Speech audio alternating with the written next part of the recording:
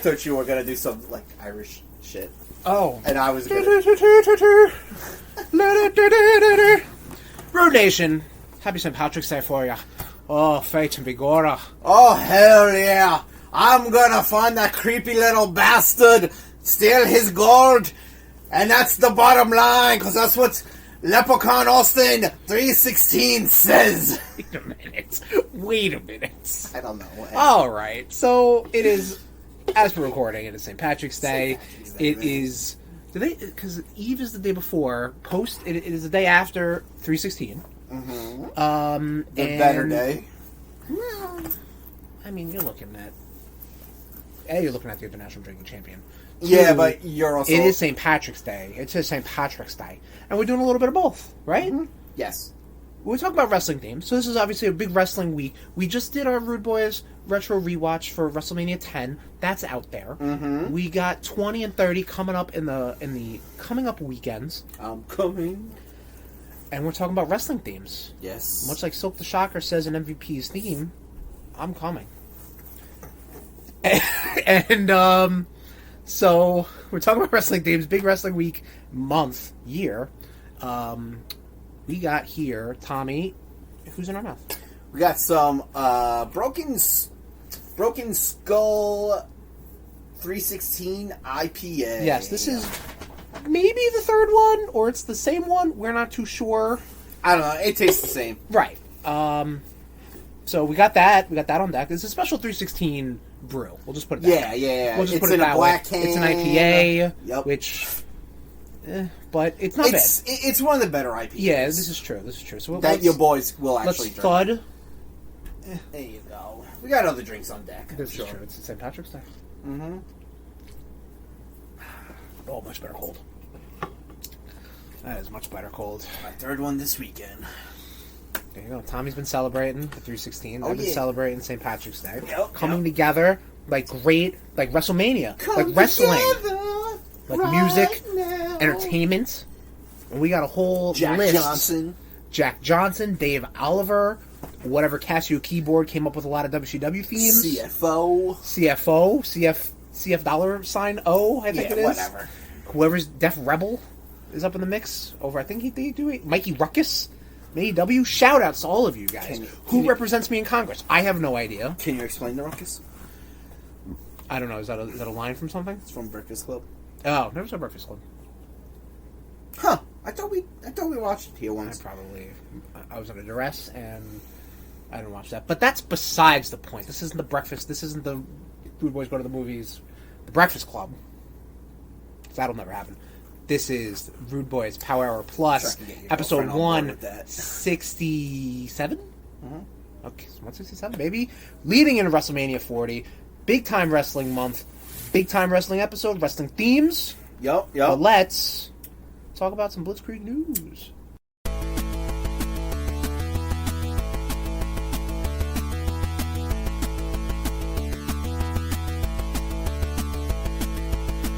Starting off in games, as we always do. Mm-hmm.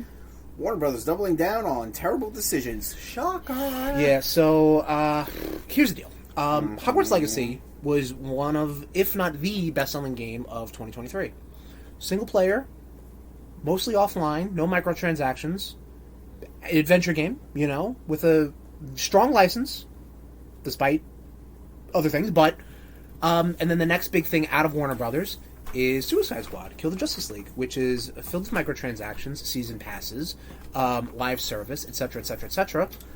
Has not been well received, has not been well reviewed, but apparently Warner Brothers is like, no, that's what we're doing. We're doing that now. Mm-hmm. And, so that's Warner Brothers for you. That's Warner Brothers games, and I don't even talk about any of the Warner Brothers fucking fiascos going on every other day in movies and television and whatnot. More so movies. Well, yeah. I don't think they do television anymore. No, probably not. Prince of Persia, The Lost Crown, find some DLC. Yes. So, Tom, this is what I want you to do. I'm going to give you the list of DLC stuff, which I cannot find right now, so that's cool. Oh, here it is. Good Perfect. setup. Right? That was good. Tom, so this is I want you to read this post-launch roadmap, and then for a game that I played, okay, that I enjoyed, I want you to entice me to come back to this game for DLC. So if you could just read the things that they're going to be introducing later this year. Out loud, please. I didn't know this was going to be a thing. I would have prepared voices. And you don't have to do voices. Oh, you just threw my phone. Tom, you can do a voice. All right, fine. I know you're upset. Your phone's too bright. It blinded me. Too bright. It is, man. And you can ask me if I'm going to come back to this game. March 24th, man. Okay. March is a big month. That's close, right? Yeah. We're in March 2024 right now. This is true. We got the Warrior's Path. You are gonna get a speedrun mode. Yeah, I'm not interested. All right, well, hold on. Okay. Permadeath mode. Definitely not interested. But wait, there's one more thing you're getting. Okay. New Sargon outfits. No, okay. I'm going to pass on that one. All right. All right. That doesn't get you. Okay. This might tickle your balls. Oh, ooh, all right. Okay. All right. Spring 2024. We're practically in spring. Yeah. That's a vague... Boss rush mode. No. All right. You're gonna get another outfit. Okay. I'm good though. You're a skin whore, I know. I am, but I don't. So these skins aren't that great. All right. Okay. But I mean, if what else you got more? Summer 2024. Summertime. Okay. Okay. You're expecting me to come back 4 months later, but okay. What else we got? New combat platform and puzzle challenges. No, that's not. All right. What's the price for all these, by the way? We're gonna get to the price. Ooh, okay. We're gonna get to the price. This is like, Okay. All right. But I mean, I won't pay any money. Summer for 2024. You're gonna get some new amulets. Okay. New Sargon outfits. Okay. More skins, baby. I'm all right. Well, And more. Oh, so just a generic term. Later in 2024. Okay. So maybe Tomvember. Could be Tomvember. Okay. All right. New story DLC. All right. Maybe. More details to come soon. Oh, sure. I imagine because you could get all this for the low price of free. Well, I think just the first 3 packs. They might be charging for the DLC. Who the fuck knows? Sorry, Ubisoft. I don't know. Man. The game is perfectly fine, but this DLC does not entice me to come back to said game. Right. But that was a fun little thing. I like that little sales pitch voice. Doesn't sound great. Doesn't sound great, but hey, listen, it is a fine game. If people want to try it, there's demos out. It just didn't, to quote Tom, tickle my balls. Exactly. No ball tickling here. None. Those baby smooth balls did not get tickled. Nope. Moving on to comics. Comic talk. Nothing in comics. Tom, you're missing something in comics. They at South by Southwest. Guy, there's nothing in comics. What about Rise of the X? You don't want to talk about Rise of the X? The yeah. return of a status quo that I feel like you'd feel more comfortable with, not liking Still the way Krakoa too era. many books. Yeah. Still way too many books. Yeah, I know. Cha-ching. Yup, here we go. Cha-ching, baby. Yep, okay, yep. Mm-hmm. Here comes the money. Everyone has a price. So it's the 3 core books are going to be 3 different teams. Right. That I believe it looks like Emma and Kitty Pryde are running one. Yeah, like some newer mutants. But not called New Mutants. I think it was Extraordinary X-Men or something like that. Yes. Right. And then you have Uncanny X-Men. Right. Which is ran by Magneto. Magneto and Cyclops is there, right? Yeah, okay. And Juggernaut's there as well. Juggernaut bitch. Huh? The Juggernaut bitch? Yeah. And then just X-Men.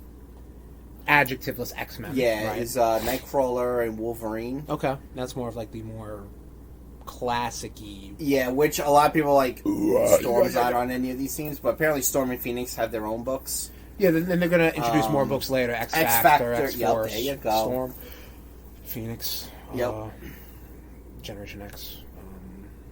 Generation X! Yeah, we're really getting into the wrestling thing. Yeah, we are. But, I mean, are you...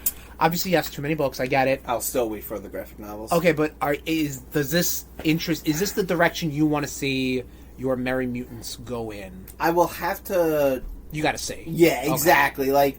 like I thought Krakoa era was gonna be Right. and then I read House and Power, and I was like, right. Which again, maybe I'll read again, but like I'm more with the Krakoa era. I'm more interested in like the big stories. Big time. So the big time stories, the big fight feels. Yeah, which will be coming up in July. This is true. Yes, I'm Nope. planning that already. Mm-hmm. Nice. Get my sling blade ready. Yeah. What? You ever saw the movie Sling Blade? Billy Bob Thornton? I never saw Sling Blade. Oh, okay. You're an uncultured swine. I mean, I can't argue with that. Yeah. Yeah! Moving on to movies. Okay, yes, what do we got? Okay. New SMB movie penciled in for April 3rd, 2026. What's SMB? SMB, Super Mario Brothers. Okay. So Mario Day passed. Mario Day happened to all of us. Happy post Mario Day. It was great. Wahoo! Yahoo! Here we go! I'm gonna win! Wario, get the fuck out of here! That's Mario. Alright. No! Don't throw me down the pit! Don't push me in the back of the head! Shut up, Yoshi. I'll donkey punch you and make your tongue come out. Right, Tom's into some shit. Wahoo! Wahoo! Indeed. In addition to getting Paper Mario and Luigi's Mansion 2 HD release dates for May and June, respectively, Miyamoto mentioned that there's a new movie. He didn't say the sequel to Mario Brothers, the movie 2, or the sequel to the Super Mario Brothers movie.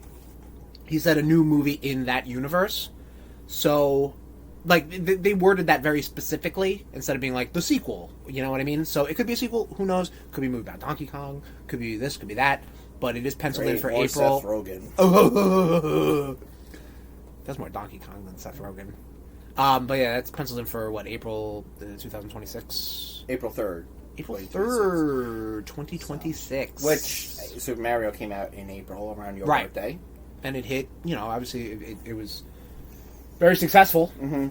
So, yes, they get it in the same time period. So, I mean, I didn't put it on the notes because I don't give a shit.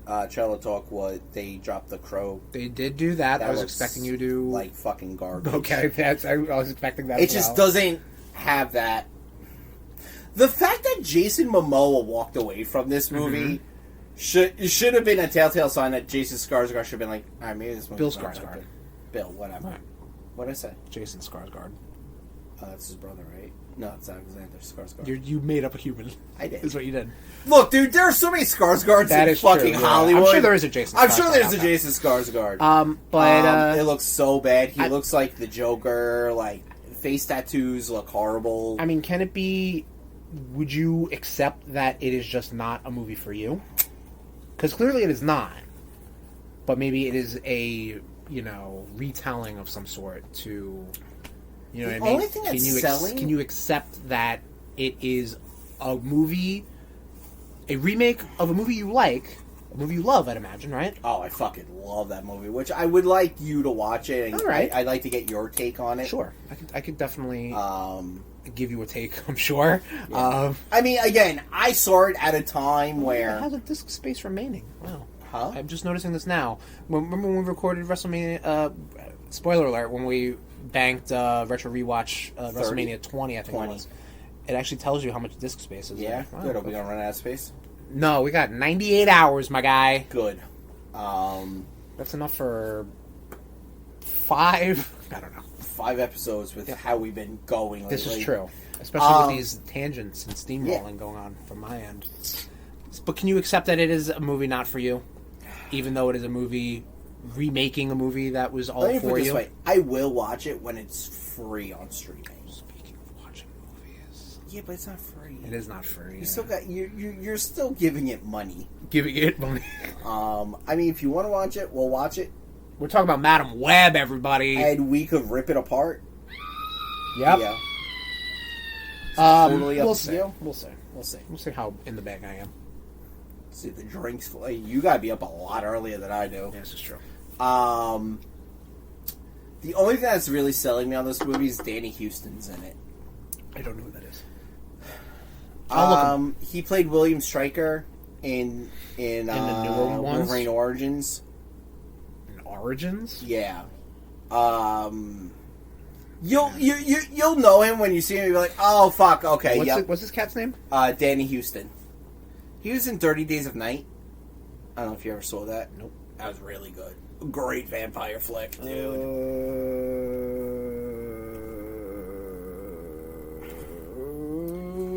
It's just... No, I haven't seen anything he's in. Yeah. Oh, okay, good for him. Yeah, again, he's one of those characters where like, when you do see him in movies, you do the Leonardo DiCaprio.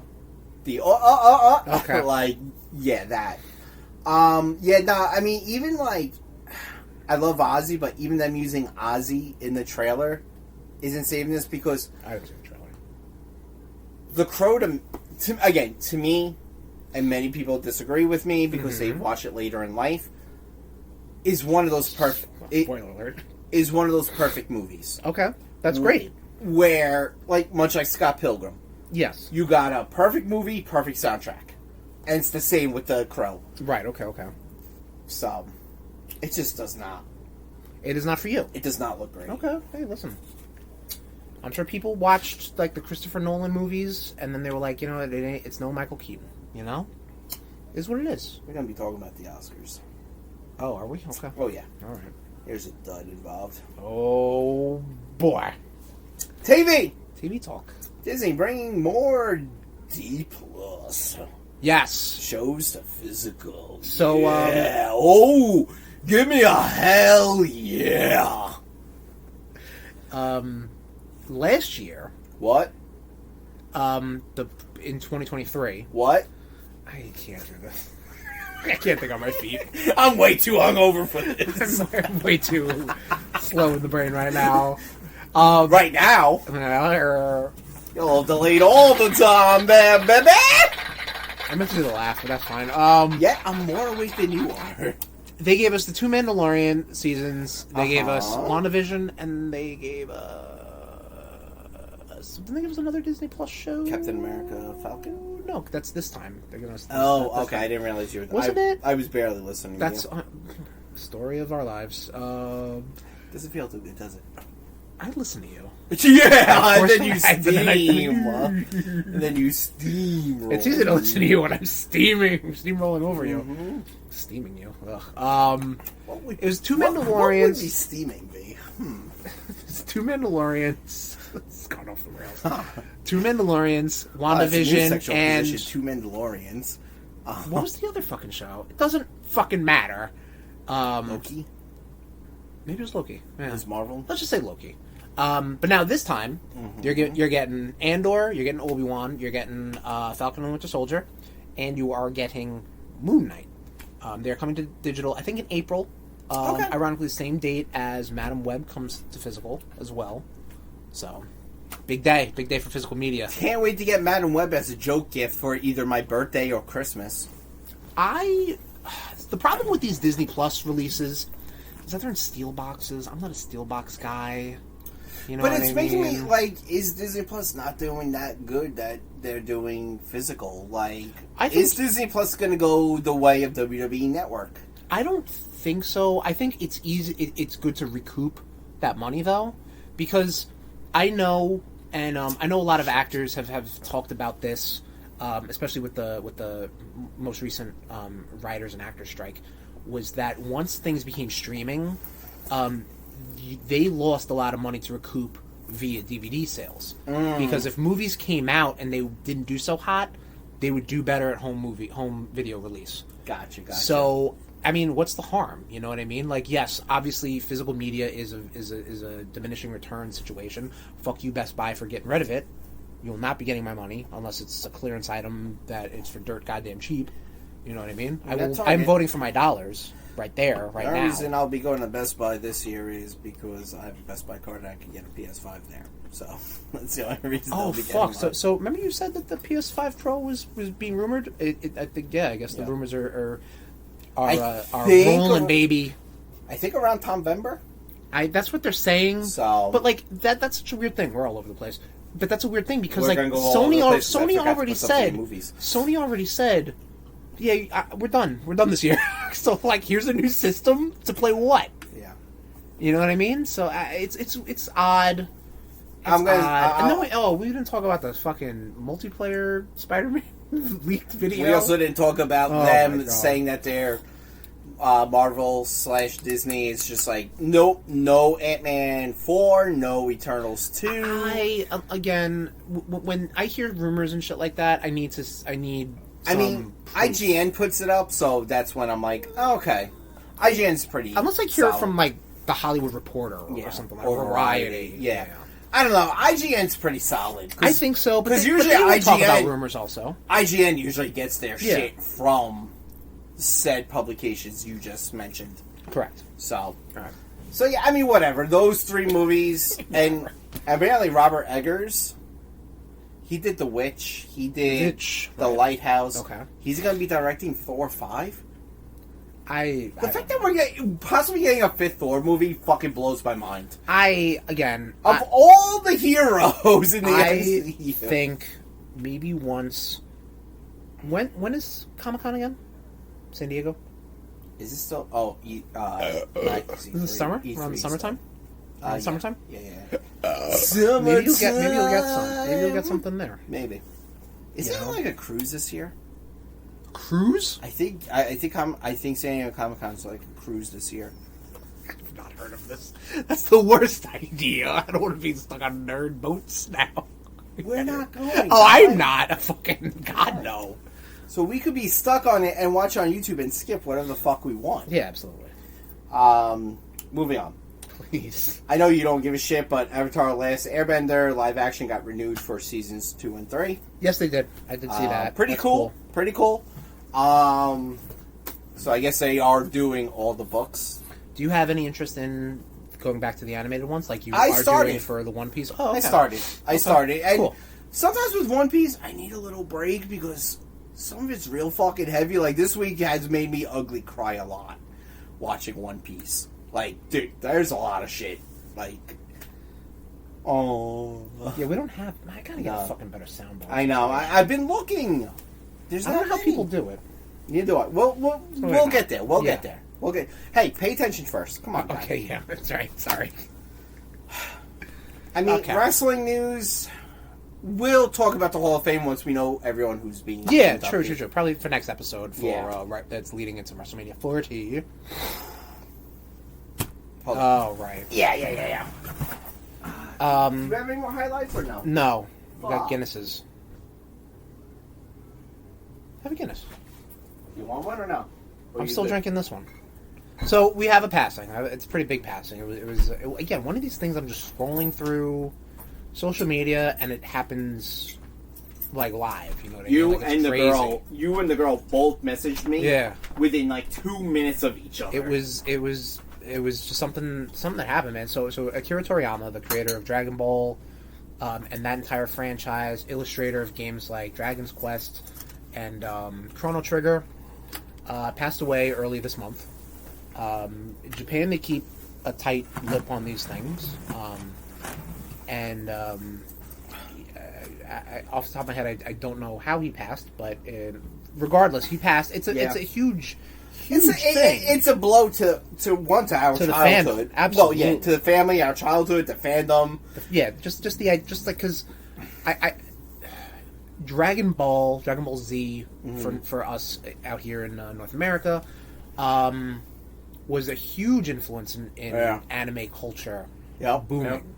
You know, and we did an entire Dragon Ball Z episode. I think it was 2 years ago. Was it this year where we did the failing balls? ice No, balls? that was I did the episode lists. And, okay, all right. But yeah, it was. Yeah, it's a blow. Just seeing the outpouring of people. The guy who played Goku in Dragon Ball Evolution was just like, yeah, sorry, we kind of fucked that up. Well, so like, a story about that is Akira Toriyama was done with Dragon Ball at that point. Like, he dabbled a little bit with GT. GT was a marketing grab. Yeah. Super, he had nothing to do with. No, Super he did. Super was his whole, like... I thought Kai was. No, Kai was just a recutting of... Tom, we had a whole Dragon Ball understand. episode Chris, for you. I If you want to understand listen to recap, Uh-huh. by all means. Tom just shook his head no. If Kai was just a recut, remix of Dragon Ball Z. Okay. Super, or really Dragon Ball Super Battle of the Gods, the first movie after Forever, was Akira Toriyama being like, no. The last Dragon Ball thing can't be this movie. Yeah. The live-action Right, Dragon right. Ball Evolution. Which we should have done that for Go to the Movies, but whatever. We can still do it. The time... Listen, Not no, now. you know what? No, not now, Tom. Next Come year. on.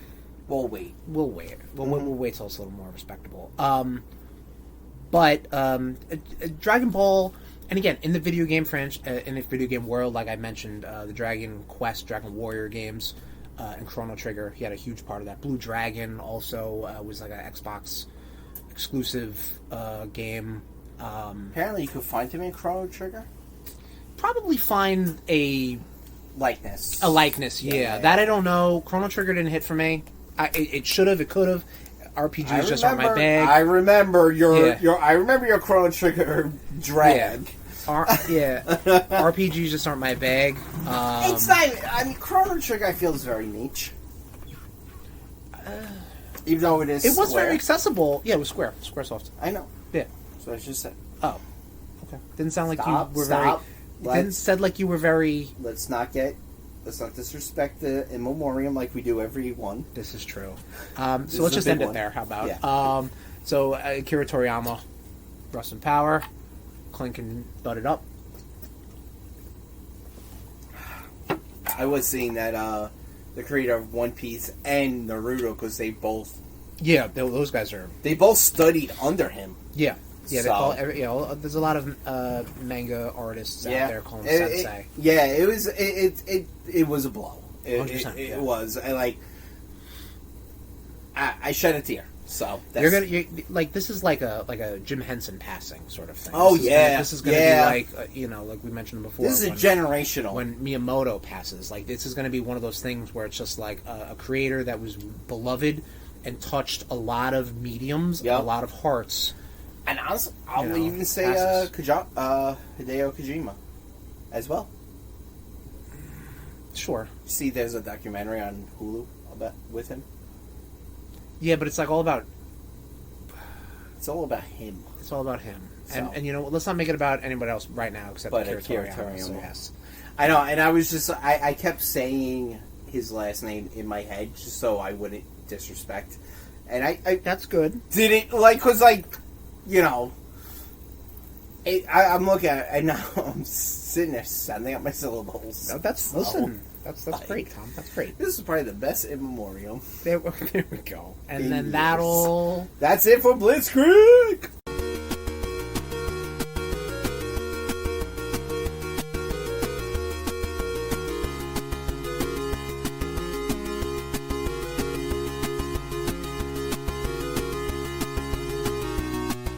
Chris? Yeah, Tom. Fuck you been up to, bitch? You know what they don't have in Ireland?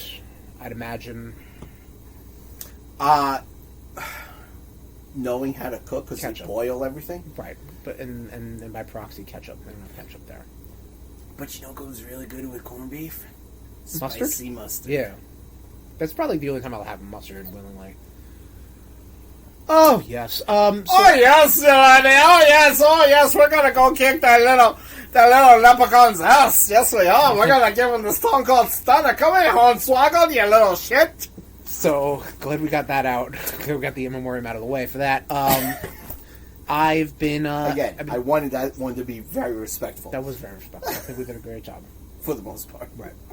I'd like to thank us for giving a great in memoriam. Mm-hmm. Yes, I've been playing some games trying to Plot catch up twist. while I had a few weeks left of furlough. week. We got Star Wars Dark Forces Remastered out on modern platforms. This is the first-person shooter. What? I don't like it. You don't like it? I don't like it. Oh, okay. Well, I'll put But it this it's not for me. right. It sucks. Okay. So this is a game that came out in the early 90s for PC. This is the game that introduces Kyle Katarn, which is a character that so far has not come back out of Legends. unlike a Thrawn or I guess that's really it. Like Right. Martin Jade still in Legends, Star Killer, all those. Don't even start on Starkiller. I feel like Starkiller's getting fucking shafted. But you play as a smuggler. This is basically you.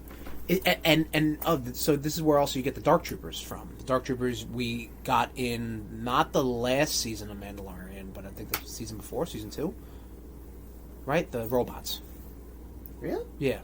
Those are the Dark Troopers. Yeah. But this is a first-person shooter that came out in the shadow of Doom and I think Wolfenstein 3D. And it's in the Star Wars universe. You know what I mean? It's remastered, so it's cleaner, but it's not modern. If that makes sense. Like all the art and the sprites, they look like they're just. If you played this game back in the 90s, this is how you remember them. Like they're just that clean, that nice. They didn't if the ugly drawings are still ugly, that's the art. Like that's it. You know what I mean? And I like that. I respect that. You know what I mean? Because it didn't upset it too much.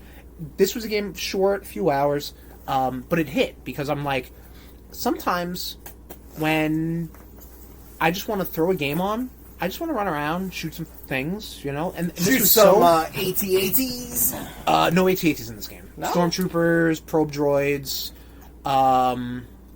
Imperial officers, or I guess Death Star gunners, whatever. Those fucking droids probe, man, they hurt. Yeah, they sure do. The little robot Obi-Wan You has. don't even get any spit or Vaseline. No. They just go fucking up there raw. Yeah. Like, right up Main Street. So And out South Street. So it goes through? Oh, yeah. Through the urethra and everything. It's fucking rough. Sounds it. Yeah.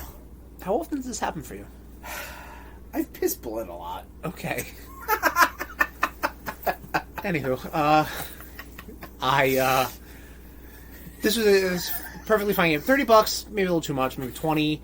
I was gonna wait for Limited Run to release it on physical, which hasn't been announced yet. But with all the other, well, I was just like, you know what? I think I'm here. This is a game that is a blank spot for me. As far as my Star this Wars, wasn't the shit we played, right? Where we. No, that's Rogue Squadron. Yeah, that's garbage. No, you're a fool. We played a janky version. Apparently, Rogue Squadron is back on track at LucasArts. Yes, which hopefully then could bring a Rogue Squadron remaster Hopefully to not. modern consoles. Tom, you're a fool. Stop. It wasn't good. No, it wasn't good. Okay, so we played the co-op version. We played Rebel Strike, which is the third Rogue Squadron game, which has the second Rogue Squadron game in it for 2 players. But instead of adding challenge, they just double all the enemies. So it's like, what the fuck is going on? But Rogue Squadron's a fantastic game, and if they release a trilogy, that would be dope. I'd be really into that. But like I'm saying, in addition to all these other remakes and remasters that have come out, your Force Unleashed, your Pod Racer, your Republic Commando, which I did pick up on eBay because I was watching Bad Batch, and I'm like, oh man, these Republic Commandos, I remember them. They look cool. All these things, they're going to have a physical release at some point. I hear the Battlefield collection is hot garbage right now because it came out really glitchy and buggy. So I'm glad I didn't bite into that. Although I had really good memories of that. Battlegrounds 3? What was the one they... Battlefield. Wait, yeah. Battlefront, I'm sorry. Battlefront. Yeah. The one they released for PS4 was garbage. It got better, but originally, yeah, it was bad. It was really bad. But Yeah. these are the PS2 ones. This is the PS2 ones, which... I remember having a lot of fun with. But, again, Dark Forces was a big gap in my Star Wars video game knowledge, and I'm glad I played it. $30, maybe a little too much, but whatever. Buyer beware. Hey, that is guy, what look. it is. I'm looking. What? It's all good. Okay, cool. A game I've had on my Switch forever was Celeste. This is a game it came out a few years ago. Indie darling. It is a hard-as-balls platformer. And the plot is very symbolic. It deals with mental health. It deals with trying to kind of like you're young. Are you okay, Chris? Girl? I'm fine. You're young. You sure? Yes, you're a young girl. Right, Thank you. Chris. Yeah, Nation, check in with your friends. How about that? Are you okay? Yeah, I just need to pull my pants up. Oh, God. Help! You play as a young girl named Madeline, and she's climbing a mountain, and the mountain is a symbol. You know, it's an obstacle. It's trying to get, you know, through it. Daddy, what's anxiety? Yeah, right. Hearing that in the... what is it? Inside Me? Inside Out 2? Inside Out. Inside Out? Yeah, it's called Inside Out 2. Oh, yeah, Inside Me sounds really bad. Inside Out 2. That sounds like a parody. It does, yeah. Dude, I will never forget that when we were, like, watching fucking... What movie was that? I don't know, Tom. It's It's your story. Okay, Spider-Verse. Doesn't feel too good, does it? Getting fucking steamrolled. Uh-huh. Continue. When we heard the little... Yeah. We went to go see Spider-Verse, and, like, some little kid, after the trailer for Inside Out 2, goes, like, turns to the dad and goes, Daddy, what's anxiety? And I'm sitting there, I was like, oh, you sweet little child. Guess what you have now. Much like everybody. And I believe the father said, you'll find out. But, so Celeste is really in the book. Good. However, like I said, the platforming is very hard. It's almost it's like Super Meat Boy levels hard. Ooh, like, gross. it is, but, like Super Meat Boy, as soon as you die, you basically respawn right away. So you don't, like, load screen, come back to the map, you don't lose a lot of progress, you know what I mean? Come back. And, but some of the platforming, though, was like, oof, this is, I don't even know what to do here, you know what I mean? Celeste, much like a lot of games should nowadays, have accessibility options. So if there's issues, much like Prince of Persia Lost Crown we were talking about earlier, where if it could give you some invincibility, it could give you some extra jumps, it could give you some extra this, extra that, just so you can get through this challenging portion of the game, which I appreciate. Because at some points you're like, this is, you know, this is just not... I'm smashing my head against the wall right now. Right. And it feels good to still make progress. So I do appreciate that. And, you know, like, you do what you want. You know, you put a game on easy. If you want to challenge it, you pick it up. You put the accessibility options low or high or whatever, you know, and you tweak it. Games should be all about fun. And if you're not having fun, what are you even doing? It's a waste of your time. Speaking of waste of time, with Mario Day in the rearview mirror, I wanted to play a Mario game, and I haven't played Super Mario Sunshine since it originally came out on GameCube. Sun shines on a dog's asshole every day. And there's a good reason I haven't played it since, because Garbo. It is not good. It is just so... And I mean, I'm speaking right now for the Super Mario All-Stars for the Switch version. So, you know, I'm not going back to the GameCube version. I can only imagine it has only gotten maybe tweaked and better or whatever, but it is still not a great game. I will say this, though, the music is still very good. It's a Mario game. Music is usually pretty paramount on these things. But I got to a certain point, I'm just like, oof, like, I'm just, I'm done with this fucking game. You know what I mean? I didn't even count it on my good games or whatever. Like, I was just like, no, we're not doing this right now, Super Mario Sunshine. But on the same game card, I have Super Mario Galaxy, so I fired that up for a bit. I enjoyed it. I only played it for like a few minutes just because I wanted to, like, wash the garbage taste Super Mario Sunshine gave me. Okay. Yeah. I played Super Mario Galaxy. Did you? You're shaking your head no. Didn't like it. Oh, okay. That's fair. Are you much like a Zelda 2D guy? Are you a Mario 2D guy? You are. Okay. That's fair. I am. Very much so. Well, speaking of 3D, speaking of the third dimension time. Yeah, how this You know what's really hot topic right now is Hot Topic? No, Hot Topic is never a hot topic. I'm talking about emulation. God fucking damn it. I'm talking about emulation. Oh, yes, it's not just a dirty word, everybody. So fucking worse. You wouldn't download a car, would you? But anyway, so I was able to play some Virtual Boy games on my 3DS. So I have a bright red 3DS that I got because I was like, when I first got it, it actually might have been when I worked for Nintendo for like a few months. That might have been that unit. But when it was like a red, it's red. Virtual Boy was red. That was their first foray into 3D gaming. Sure, I'll get the red 3DS. Kept it. Was able to do things to it to get those games to work on it, and it's pretty crazy. You can say it. Is that a dirty word? All right, you're right. It's yeah. Nobody's listening to us. Best thing about you working at Nintendo was when we got to go to that Switch. That was two separate events. Those really? Two, yeah. Oh, I thought you were working for Nintendo. No, I signed it. It was just like I was just a schmuck. Yeah, just a jabron trying to just a little lady in a queue that you got picked, brother. What the fuck? I'm gonna need subtitles on you in a few. Yeah. Fucking, I got Virtual Boy games working on the 3DS. I got the entire catalog of Virtual Boy games on there. It's so good. It was typical Sherm. This is cool. I'm done. Virtual Boy, I fucked with when I was younger. Right. That shit gave me such anxiety. It is cool. Much like how you saw when we tried to do. Oh yeah, but it's cool virtual that reality. It actually works with the 3DS slider. You know what I mean? Like it actually, and it looks really nice. You know, but I mean, do I have any interest in replaying Wario Land for Virtual Boy? Out of all the games on the catalog, no. Because that's the best game on the catalog. You know, I'm not going to play Mario Clash, Mario Tennis, Galactic Pinball, Tell Boxer, Red Alarm. I did get some English patches for the Japanese games that didn't come out to America. Waterworld, that's one of them too.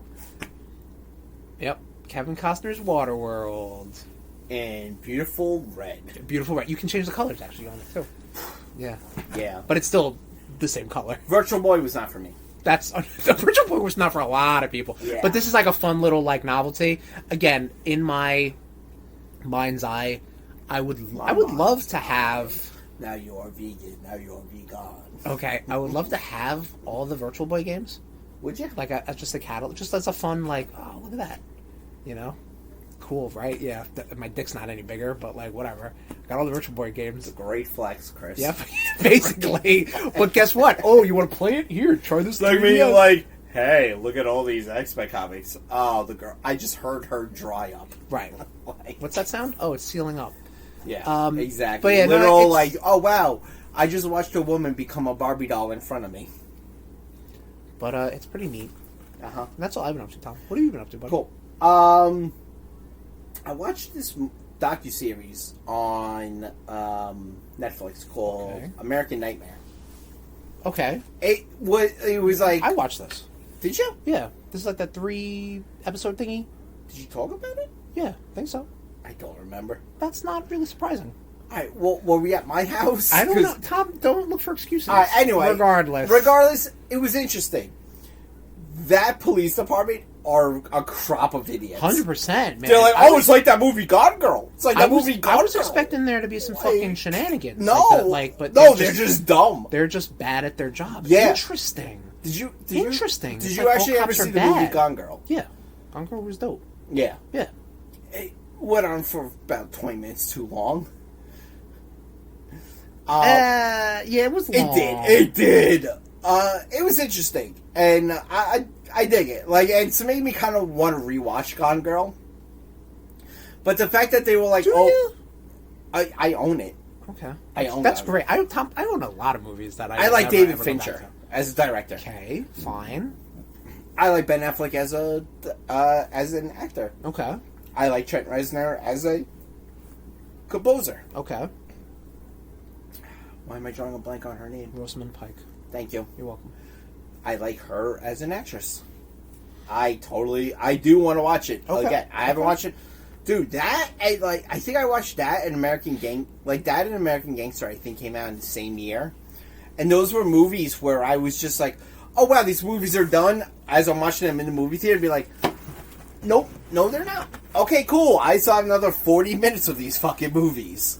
It was interesting. American Nightmare, yeah. So, I mean, you want to talk about the plot of it? So, Since we've never talked about it on the show, apparently. Calm down. I'm calm. Nope. I was going for the beer bottle. I didn't do. I didn't. He was going for the beer bottle. There's no proof. There's no proof. We're not visual medium, bitch. Correct. So this girl goes missing. They're instantly going after the boyfriend. Right. The lead investigator is such a piece of shit. Matt Mustard, I believe his name is. Yeah, what the fuck, man? That's just like a. He's just name. like, I like doing puzzles. Right. And I'm like, okay. And then he says something like, my job as a puzzle maker is to make you the monster that you are. Right. And I'm like, that's really shitty police work. Like, well, I mean, I really hate to break it to people. It did not put. Oh, cops are bad. It didn't. But yet, a cop is the one that broke the case. That is true. Don't get me wrong. Yes. So, like, that's a blanket term for a lot of, especially dead weight cops. Cops. Yeah. But yeah. It was. I don't want to give away too many plots in case people of the nation. It was want very to watch interesting, and and it's three episodes, so yeah. it's easy peasy. Each episode is like 45 minutes, and each one's almost like a point of view a little bit. Yeah, cool. yeah. Like, what was the second episode where it was the girl's point of view? Yes, correct. And I was like, wait, what? Spoiler alert: she was found. Yeah, and I like the fact that they stuck together. Like, spoiler alert. Shut up. All right, so I'm giving away the plot. Shut up. No one listens. But yeah, like how the one dude was just like, oh, you were supposed to be so-and-so. And I'm like, why were you supposed to be so-and-so? Like, the dude who kidnapped her. Oh, was like, oh, you were supposed to be... Yeah, everybody just kind of like the ex-fiance's name. Right. Like, whatever the ex-fiance's name was. And I'm like, huh. Yeah, that whole portion gets like... Yeah. What are we talking about? And I don't know if you ever watched Creep on Netflix. No. It's a horror movie. No. Where some dude, brings, I think you did. Was it like found footage? Almost, but it was like a guy, he brought someone over to, What are those... Can I finish? Put those words together. Can I finish before you... A guy who... Someone... So, it was a guy who brings someone over to, document... Yes, I've seen this. His supposed, last days on Earth. Yes. Yeah, so, if you look at the guy who, committed this crime... He was a creep. He looks like the actor from Creep. It was pretty nuts. It was a pretty nuts show. It was interesting. I dug it. I've become very big into crime, true crime stuff? Yeah, true crime stuff. I dig it. Nice. It's I like knowing that there are monsters out there. Do you? So I can fucking cut them if I ever come across them. Oh, okay. Sure. That's all I've been up to. That's all you've been up to? I mean, I've been watching a shit ton of One Piece. Shit ton. Okay. I think I'm almost up to episode 300. So only 700 plus episodes to go to be caught up. I've been watching some X-Men the animated series. I will not be able to catch up. And I've been doing that as well. Right. Dude, your text when you're like, I'm sorry, how did they think dressing Lilandra up like this was She's like a okay? fucking space dominatrix. Yeah, seriously. And yet, I'm this is a kid's show. Yeah.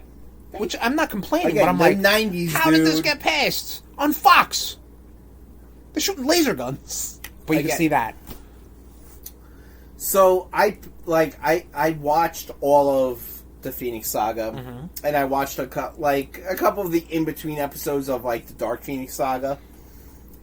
So when they show Corsair show up and he's dual wielding guns, he looks so silly going like this. Yeah. And I'm like, Corsair's so much more badass. The show is just so very silly. Oh, it's really so good at the same time. And I love I think I shared that meme with you. Yeah, we're all about this one rogue scene, which I passed that last night. Which one? The one where Apocalypse is standing over. Oh yeah. It's but can we talk about Cyclops' stepmom?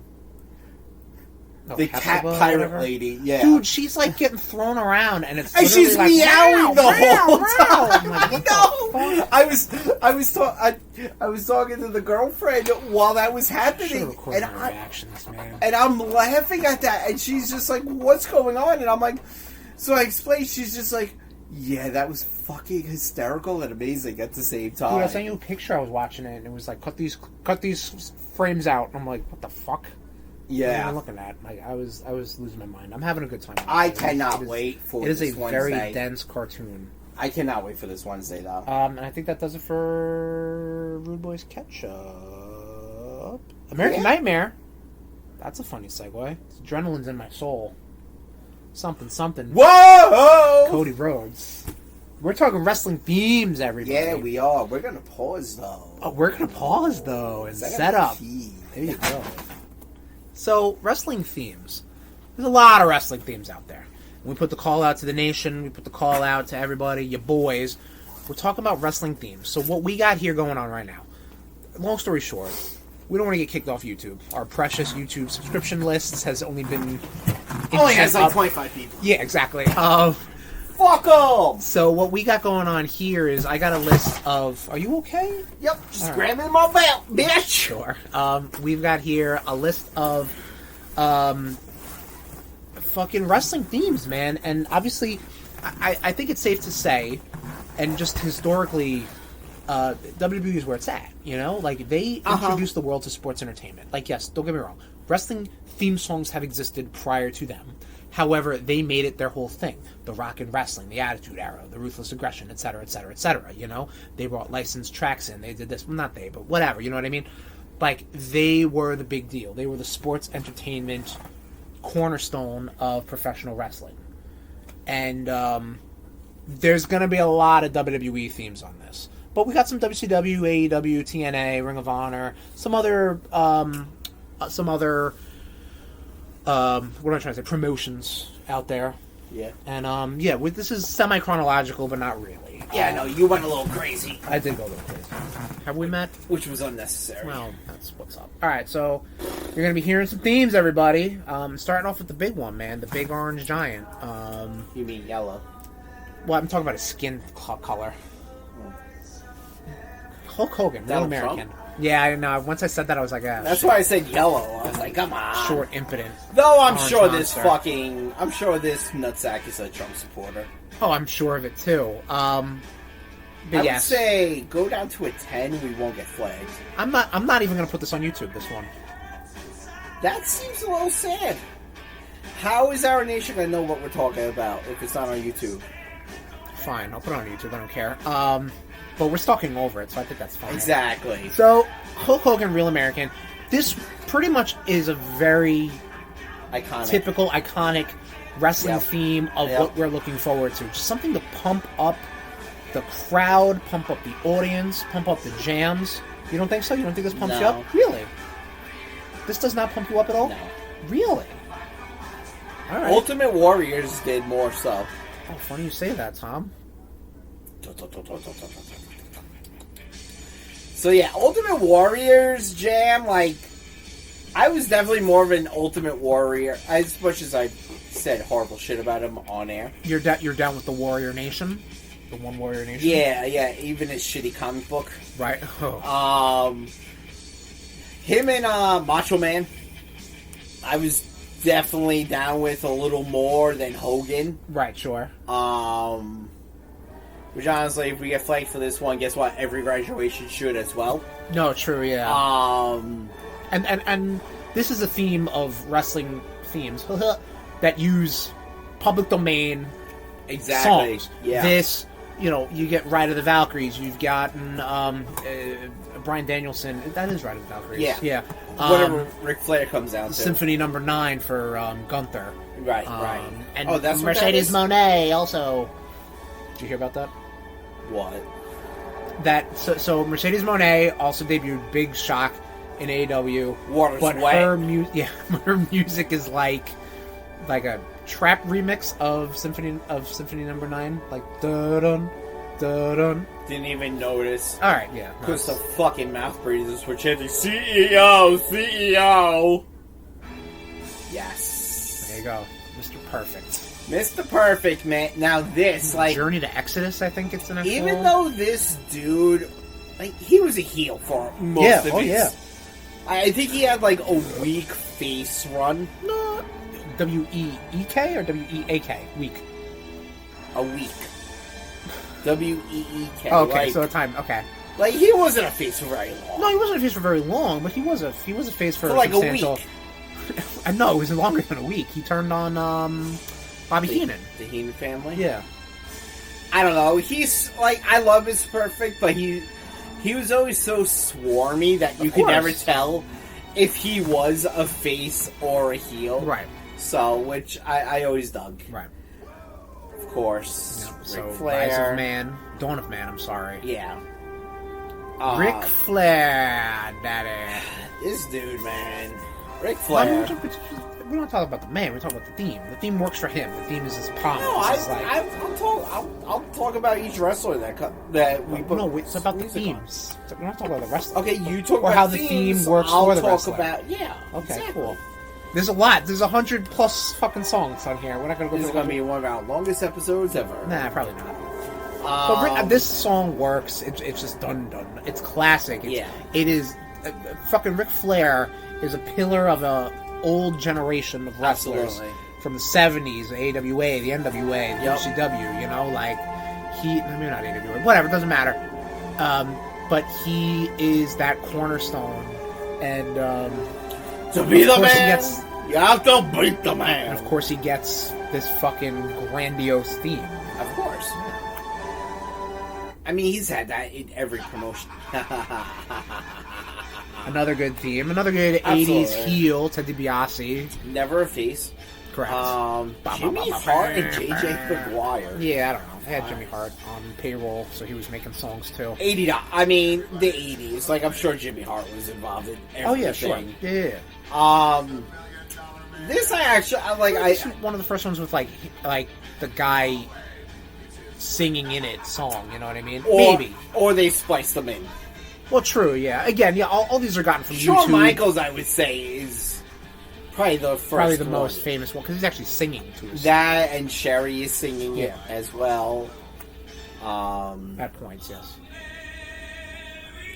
Oof. Not a fan of the song. No? Never was. I did not like his run in WWF. I think it's iconic in the sense though, because maybe it's iconic despite itself, and it's Dusty. Dusty got himself over wearing polka dots, dancing, and with this clown shoes fucking song. But and the funny thing is, the American Dream.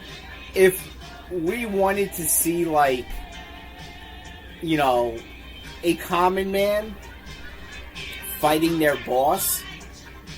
If they wanted to bring, like, like, the character of Mr. McMahon in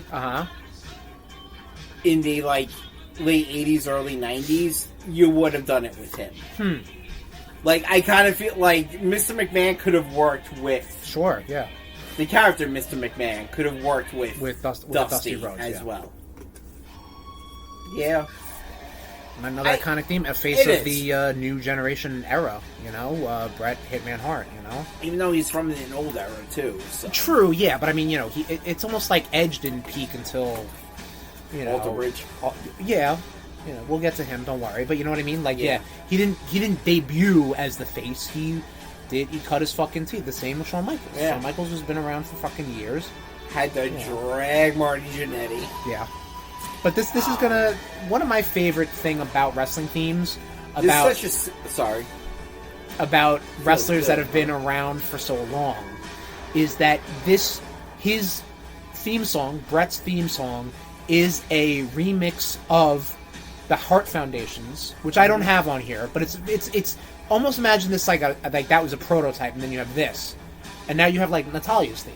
You know, which is the same, you know, it's the same history, it's the same lineage, and it goes through. And we're gonna get a lot of that with some other wrestlers, where it's the same theme that is just tweaked, and I like that, you know what I mean?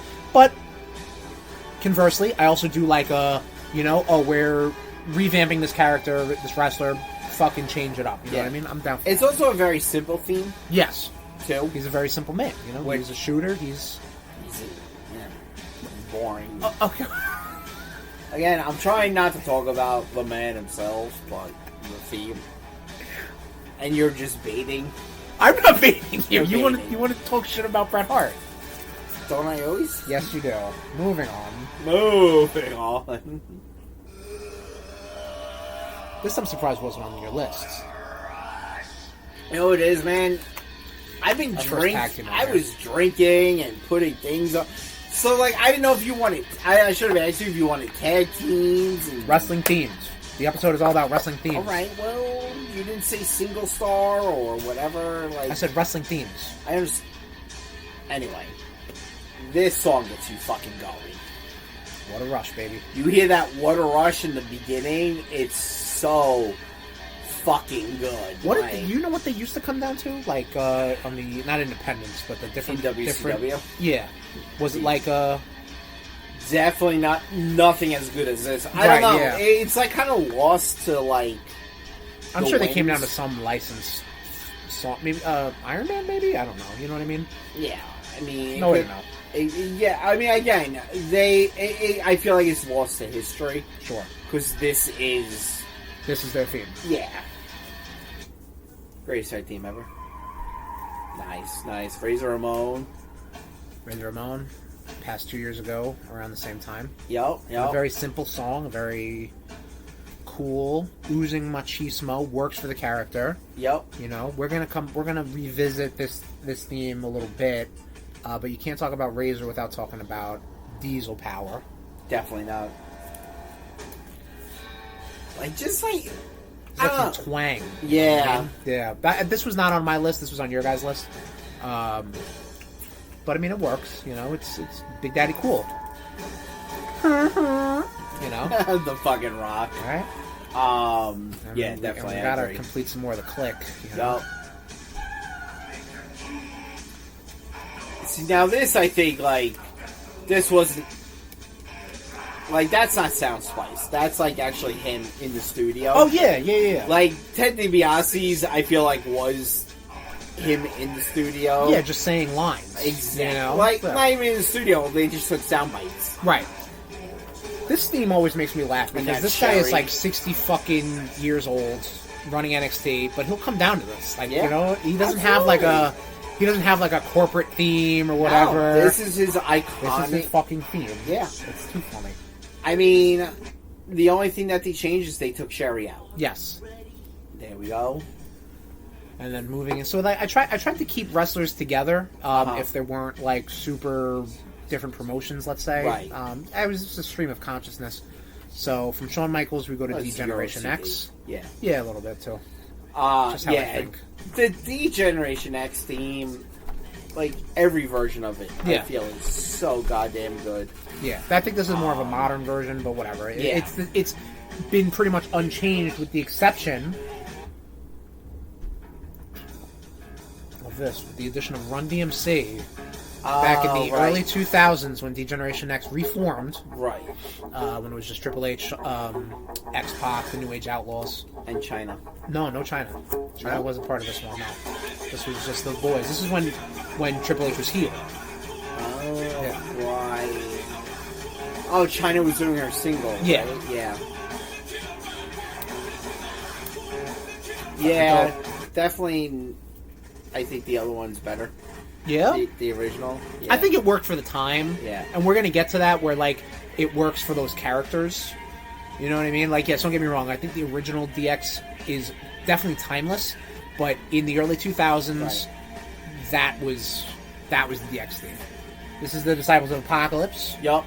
Again, more, like, it has more of that twang. Yeah, you definitely. said. Definitely. What was... A lot of motorcycle revving. Yeah, it was what? Crush? I don't know who the brothers were. Crush? Wasn't the Harris brothers? Yes. Right. And then yeah. some other guy, I don't know who he is. Yeah. And then in the shadows was Undertaker. Well, yeah. So, because that was like Undertaker's crew. But from one, from a couple goatee bald guys to another one around this time, let's talk about the evolution of Stone Cold's themes. This is one of his earlier themes before he really... Right. Yep. Bop, bop, bop, bop. Just a very simple bass line, dun, dun, dun, dun, dun, dun, dun, dun, which then evolves into something like this. And that's the Austin theme that on... Yeah, this is, again, you want to talk about like what worked for the character then, this is the timeless theme. This is the one he still comes down to now, you know what I mean? And you want to talk about, like, a theme that gives, like, goosebumps? Like, as soon as you hear this, you're like, oh, Much like The Rock. Rock getting goosebumps. Yeah. I don't know. I get more goosebumps with Austin than I do with, Talking about how often The Rock gets goosebumps talking about himself. Yeah. He's his biggest Tug fan. Tug fan. Yeah. But, I mean, every good theme needs to evolve at some points, you know? So, around this time, though, early 2000s, we have to talk about it. I hate this. I hate it. I hate the disturbed version. I mean, you only use it for like a year. Yeah. You know? Sounds like a fucking... sounds like a cat getting fucking drowned. Yep, we don't gotta talk about it that much. Well, then we gotta talk about this one also.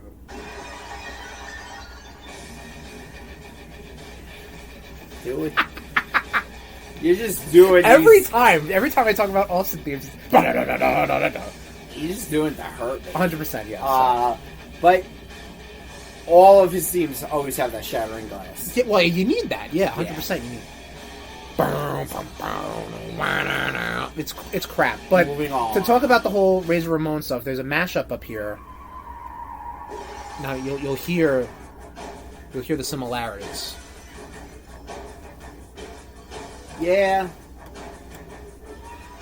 This is put out by Raven Kyarm. They do wrestling theme mashups, and because the Austin theme is derived from the Razor Ramon theme, this is why it mashes so well. Okay. Yeah. I didn't know that. Interesting. Alright, so talking about Faces of the Attitude Era. One of young blue chipper Rocky Maevia's themes. But you can hear his theme. Like his current ass fucking theme now.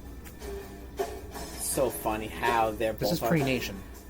They're on such different paths. Oh, 100%, Like, it really is.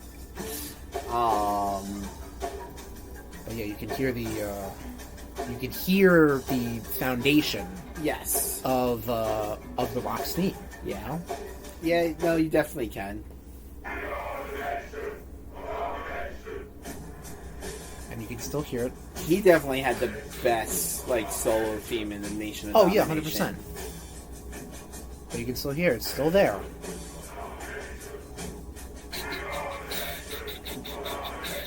And then obviously once he spins out of the Nation, there you go. his early one. Yep. Add a little bit of... I don't want to call that twang, but it's something, you know what I mean? It's a little like a... Keytar. A keytar, yeah, they threw in a keytar there. This is when the Nation was like, cool, we're doing cool shit now. Right, we got a pimp, we got... Well, yeah, because what? Didn't the Rock, they kicked Farouk out? Yeah. And the Rock, and then you had... Rocky became The Rock. Right, you had The Rock, you had The Godfather, you know... The Godfather, D-Lo, right, Mark and Henry. then you had D-Lo. D-Lo. Do you smell what The Rock is cooking? Now this is like full face turn Rock, even though the whatchamacallit isn't, the Titantron isn't. Oh yeah, no. Yeah. At that point, they did not have the Titantrons lined up with the music very well. Right, yeah. Because again, it was like whatever. So it's still footage of the Rock. Yeah, exactly. But it's evolving. You know, the theme is evolving. Yeah. You know, and then what else do I have here? I think I got this one. This is like heel Rock, right? No, this is full face Rock. This is like Yeah? WrestleMania 17, 18 Rock. You know what I mean? Okay. And then his music then diverges. He had a corporate one, didn't he? No, it was. Do you smell what the Rock is cooking? Oh, this is like. Okay, let me rephrase. The theme we just heard was his theme when he came out of the Nation and went into the corporation. Okay. And he was faced for like a few months. Right. This was his post-corporation theme. Gotcha. Yeah. Okay. And then it evolved when he would do, when he would come into like WrestleMania 20 and As Hollywood Rock. Well, we'll talk about Hollywood Rock in a second, but like his new themes up until actually last Friday were all just like bigger versions of this. Right. Horns and fucking more guitar and more this and more that, more electric sound effects. But yeah, we got to talk about the Hollywood Rock theme. Which is what this past Friday was a derivative. It was a blend of his most modern theme and the bass line of this, which is dope as shit. Right here. And they just edited this to this is like a fan edit video. Right. But this is like post WrestleMania 18. He beat Hogan. Not even WrestleMania 18. I would say this is WrestleMania 19 theme. Yeah, this is when he was heel against Austin. He was feuded with face turned Hulk Hogan for a bit. Yes. And he went to go do the fucking Scorpion King, came back. But it's really cool. Me and one other person saw. It was not good. No, it was not. So this is Mankind's. So Mankind was one of the most unique wrestlers that he had an outro theme. Whenever he would win, he would have this nice little piano. Interesting. Theme. I thought I'd put the other one on here too, his entrance theme. Maybe it's next. I don't know. But yeah, his other theme was. Cool. There we go. Cactus Jack, which apparently Mick Foley heard in a porno. So he was just like, I want that music. I don't know. I always dug this. Oh yeah, no, so did I. Yeah, that's it. That's Cactus Jack for it. Okay. Now we're fast forwarding Triple H's career. Oh yeah. We think Triple H has some banger themes. He absolutely does. But I think one of his first big time singles theme kicks ass. Singer from Degeneration X. Higher Power, I think, is just like like so cool, And then this evolves with the help with Lemmy. Yep.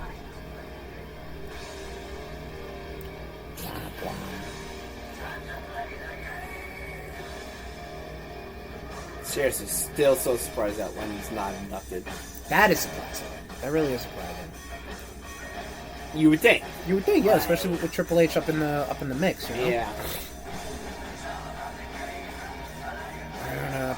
It's the same song. You got a good ear for that. Because that's funny because like I don't listen to the lyrics or anything like that, but like I hear like the similarities. Right. Like, I can see that.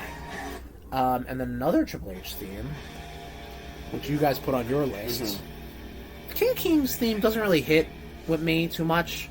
I think it's just like it's too different. But I guess that's the point. Like this was his authority theme. Right. He wouldn't wrestle with this theme at that time. He would wrestle with the game. Right, yeah. But this was his when he came out as COO. Which maybe he still does? I don't know. I think he does, yeah. Right.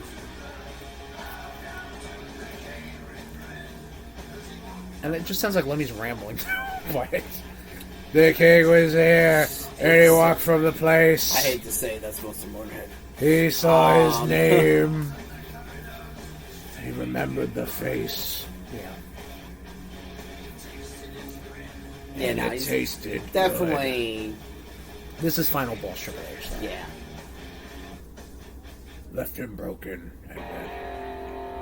It's one of my favorite. Ken Shamrock. Okay, yeah. The World's Most Dangerous Man. Which he did have an earlier theme, which is, this is Seizure-rific right now, this Titantron. A lot of the Titantrons were Seizure-rific. Yeah. Which, this was almost, it was, again, a prototype. Like, it was just very, like, beep, beep, beep, beep, beep. But this is, like, more. Slap me! Yeah, right? Val Venus, yeah. Yep. I kind of feel the Titantron is more memorable than the actual song. Or Val Venus' career in general. Yeah. I think the whole package...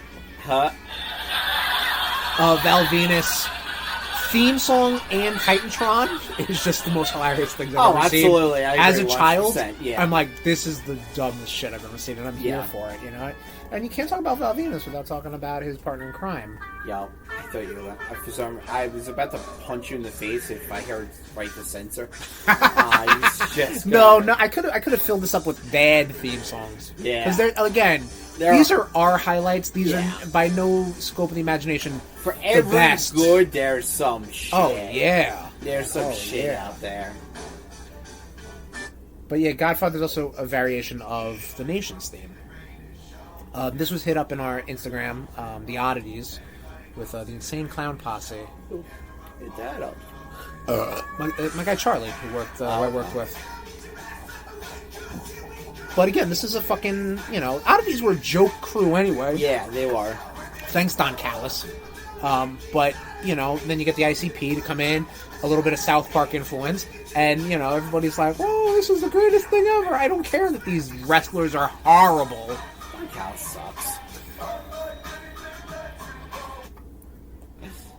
The Brood. I mean, we're talking about a good faction, man. This fucking theme Yeah. kicks ass. This theme, when Fire, Edge... the whole aura. When Edge, incorporated this in, Yes. SummerSlam? He brought it back for his SummerSlam, and then he, the last WrestleMania he was at, it was it started off with the Brood, and then it went into Metalingus. That's when he came with the big mirror face. Right, with the but it wings. also went into Raining Blood as well. Oh, sure. Yeah. Slayer, Raining Did Blood. it? Okay. Yeah. Sure. You would know better. I don't know that aspect. This is where my musical knowledge begins and ends Right. with wrestling themes and things I hear in promo packages. Sure. Yeah. But let's talk about Edge a little bit. So one of Edge's, the whole "You Think You Know Me" obviously has transcended Edge, Adam Copeland as a person. His theme song before this was even was just "You think you know me, you think you know me, like that." So now this is obviously a more heavier rock version. Right. This is Edge and Christian era. You know what I mean? When Yep. they're tag teaming. When they kind of broke away from Gangrel Correct, fully, yes. right? Correct. And then, really, the first time I've heard a wrestler use an actual artist was probably with this. And Right, that's you- my own ignorance. And I know they made... Probably Motorhead. I mean, Motorhead, I think, was probably maybe a little bit before this. What But, about Rob Van Dam? I didn't watch ECW. Oh, well, didn't you say you saw ECW live? Didn't you No. say you had No. Rob Van Dam's head in your lap? No? Like, What the fuck are you talking it might about? be someone else. Oh my god. But yeah, this is the first time I've heard an actual they made a big deal about this. They really They did. interviewed Rob Zombie, Yeah. speaking about because Edge was on injured list for a bit, so he came back with this song. But pretty cool theme. But obviously his most recent, most current theme, and which I love the fact that wrestlers can bounce ships and without very little legal interruption retain their theme. Because it's part of their whole thing, you know what I mean? Unless you want to revamp your character, Yeah. you want to be Edge. Adam Copeland don't want to be anybody else. He's going to be Edge. Right, You know what I exactly, mean? That's where the yeah. money's at. Yeah. But this song kicks. He'll go by Adam Copeland, but he's Edge. Oh, yes. You know what he's all about. Yeah. You think you know him? I don't know. There you go. But we can't talk about Edge without talking about Christian and his theme. This is his first singles songs Right. when he broke away. And then he would come down in the Raining Sparklers. The Raining Sparklers, I'm a big fan of that. Orton used that a lot, too. Well, I think it was the same pyro. Oh, yeah, no, it was. Yeah. Christian's first theme is slaps, as the Yeah. kids say. And then we move on to his second, more notable WWE theme. Oh, this is a weird remix. So this doesn't count. Right, this is a remix, with his TNA and...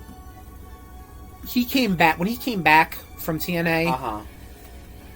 Oh, here it is. Okay, this was his before he left theme.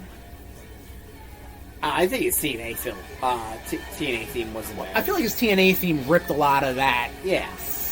Ripped a lot of this to do that. You know what I mean? But when he came back with a different version of this, Right, sung by a dude. You know, which is cool. Like, you know, like, yeah, you want to have some. This here we go. Yeah. But I think, like, a good thing about good wrestling themes is you got to have that hook. Yeah. That first, the glass shatter, the if you smell, the Motorhead guitar riff. You have to have the hook. It's hook. Got to hook the audience, brother. Fucking Tony Schiavone did that this week. I don't know what you're talking. Oh, hook. He was like, it's hook. It's like, no, you don't do that. That's for saying, you fucking idiot.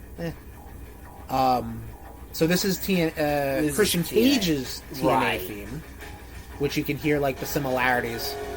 Oh, yeah. Even though it's all apparently a rip-off of Evanescence. People have kind of discovered, it was like, man, this really sounds like fucking, what's her name? Amy Lynn?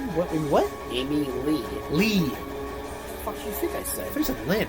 I think it's right. But then the final evolution would be his AEW theme.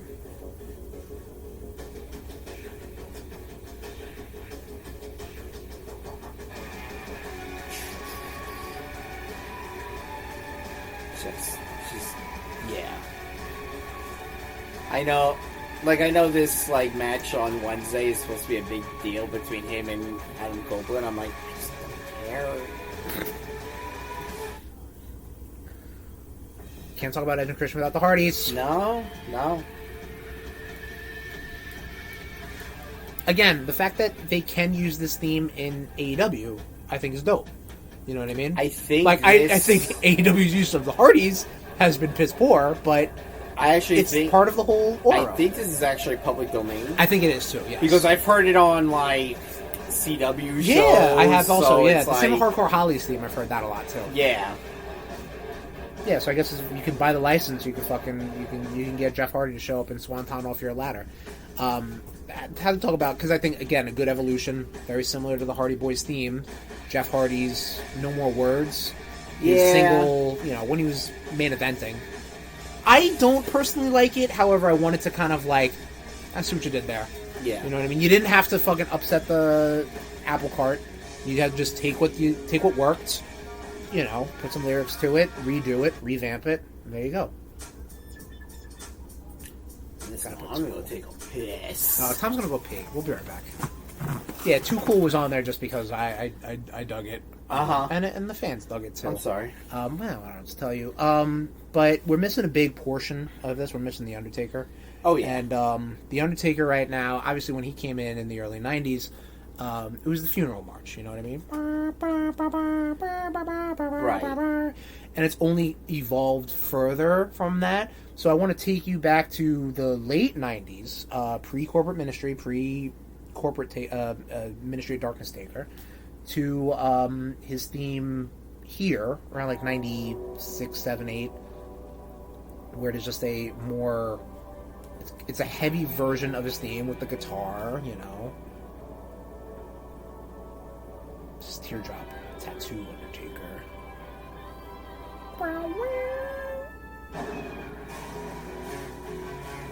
This is a good Undertaker theme.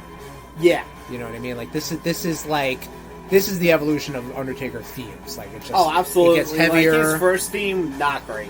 Right, but I mean, in the era, that's how it worked. You know what I mean? Where it's just like, it's a spooky man, he's a zombie mortician, whatever. You know? But now he's a fucking ass kicker who's been around for, you know, not a decade yet, but, you know, he's getting there. He's a staple of the WWF at the time. But then...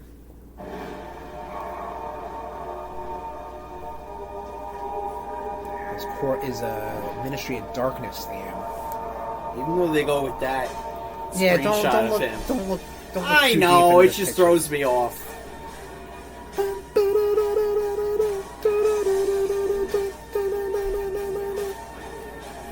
Still a little bit of Funeral March. Yeah. He'll always have that little bit of a funeral march. Of course, 'cause yeah. That's his bag. Yeah. And we gotta talk about it. It's gotta be Kane. It's gotta be Kane. So I mean, I didn't include Taker's, American Badass, because those are actual songs again, which were great at the time. Right. But like, Yeah. I'm a big fan of the KID and the LAMP, but it's we're trying to tip our hats to, I guess, more of a unique twist on the Wrestlers, Yeah. You should have put it on. I think I just straight forgot. So. Okay. Good job. I'm glad. I'm glad we worked on a list. Shut up. I'm glad you gave me 50 things and I did 48. Yeah. Do the 50. You see this, Tom? This is the legwork. Yeah. All right. Tough shit. Hey, did I or did I not reach out to the RudeNation? Did you? Well, yeah. So did we. Who wonder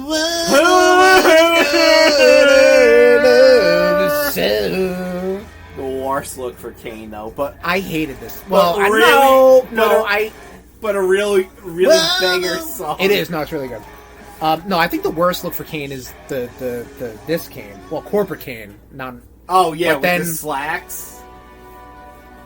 But when he came back in a mask to feud with John Cena of all people, this theme was like a convergence of all his other themes. Yeah, which I dug. guess. Which I dug. Again, Yeah. it's similar but different. It's nostalgic but new. All right. Putting on the sleeve. That's great. Nice. We gotta talk about Dudley Boyz, one of their first themes. Yep. And they've had a ton of licensed themes. Obviously, Power Man 5000, which hopefully we get to. It's on here. I don't know why sometimes it's not playing. There we go. There you are. Okay, yes. Yeah. Okay. Yeah. No, this was like I back in the day I was a huge Power Man 5000 fan, and I was just like, Sorry. huh? Oh, fuck you! Are you really? The Name 3 members from Power Man 5000. PM5K. No, don't Google. Put your phone down. Rob Zombie's brother. Okay, Spider. Cool. Is The that one bass- person? Is that one person? Don't say the bassist. The bass is John Smythe. You're Yes. talking out of your asshole. Moving on. Anyway, that I enjoyed Power Man 5000. PM5K. Kurt Angle's Which always used to fun. be the Patriots theme. Yeah. That's like a Mandela effect. People are like, holy fuck. And I would say the Who. What about the Who? I would say this is probably like one of the first like audience interaction entrance musics that I can remember. Because the whole "you suck" stuff. Well, Yeah. I mean, for the theme, like obviously, like with the New Age Outlaws, which I don't have on here, with the whole "ladies and gentlemen, boys and girls" stuff. That was audience interaction. The DX, are you ready? Let's get ready to suck it, sort of stuff. But yeah, this is like, you're right. This is one of the first that are actually having like the audience sing along, Right. which yeah. is something that happens a lot right now. Too often. Yeah, you're not a fan? Tom's got thoughts. He's compiling them. The Jericho one bugs me. I think that's a good song. I think it's a fine song. I like it. Let me phrase it this way: good song, bad song. I like it. You got 10,000. but I don't want people singing it. You got 10,000 drunk morons, wrestling fans trying to sing an actual song. I feel it works better with Seth Rollins Well, yeah, sure. because it's just So- they're just doing. Do you think we're one line. untouchable? Will Yes, you- we're moving into ruthless aggression. This is getting a little. Were you ever? Were you at the Marziatos when like I dropped the line on Joe where I was just like, "Yeah, I'm gonna lay you down for the 3-second tan" or This something. is fucking. Cena's got some fucking Did you ever bangers, actually? man. Did you actually ever listen to the whole album? Fighting? No. I did. Tom, you have some life choices that you might need to It was reassess. a promo disc at Borders. Okay. So I was That like, doesn't mean you have to listen to it. absolutely it did. Like a broken record, you're missing the point. Yeah, no. Like a broken needle, kid, you're missing the point. Yeah, Cena had some. Cena definitely had some good. And I mean, you gotta talk about his theme song.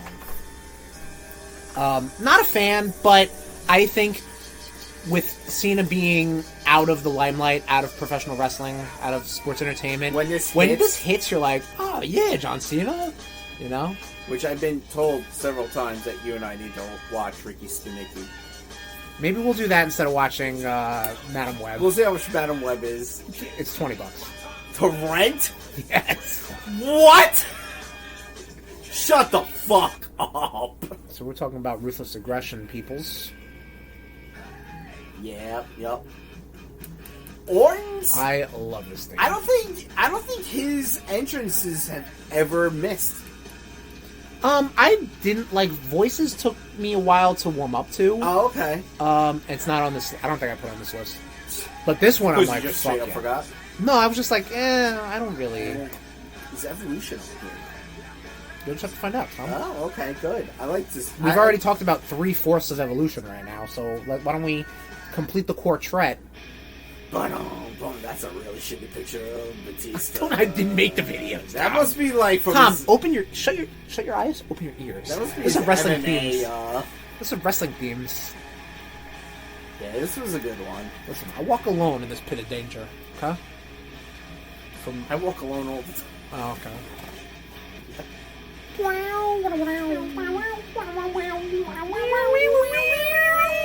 You've seen the video of like Xavier Woods losing his mind on this theme? No. I guess it was when Batista returned on Raw or something like that. Okay. So he did the whole fucking, pop, pop, pop, pop, did the whole pyro and shit. Uh-huh. And Xavier Woods is like in the gorilla position, losing his mind. Like he's like, this is the best thing, like to get it live, I guess. That's it's like fun. everyone, it's like people when WrestleMania 38 came around and Austin, and you could see like Becky Lynch, I think, in the crowd or something like that, like because she wanted to be there when the glass shattered. Yeah. And she was like, oh my god, this is like That's awesome. shit. But yeah, we can't talk about the 4 members of Evolution without talking about Evolution. Yeah. So this is the last Motorhead. I mean, there's no more Motorhead anymore. But this is fucking good. It really is. And another evolution of the theme, because the original Evolution theme was very, quiet. Very, like, I think it just was like, it was just like a clock ticking and stuff. Like, it was like, but Motorhead took that bare bones theme and did this, I think at this point I just started throwing fucking themes. Completely forgot. I completely forgot about Jericho. We were just talking about Judas. Yeah, I was just adding themes blind, so this might not even be the appropriate theme. The fuck? Because remember we had like the this might be his original one. I don't know. I just remember fucking Rock Let's just cutting fast him forward. to pieces.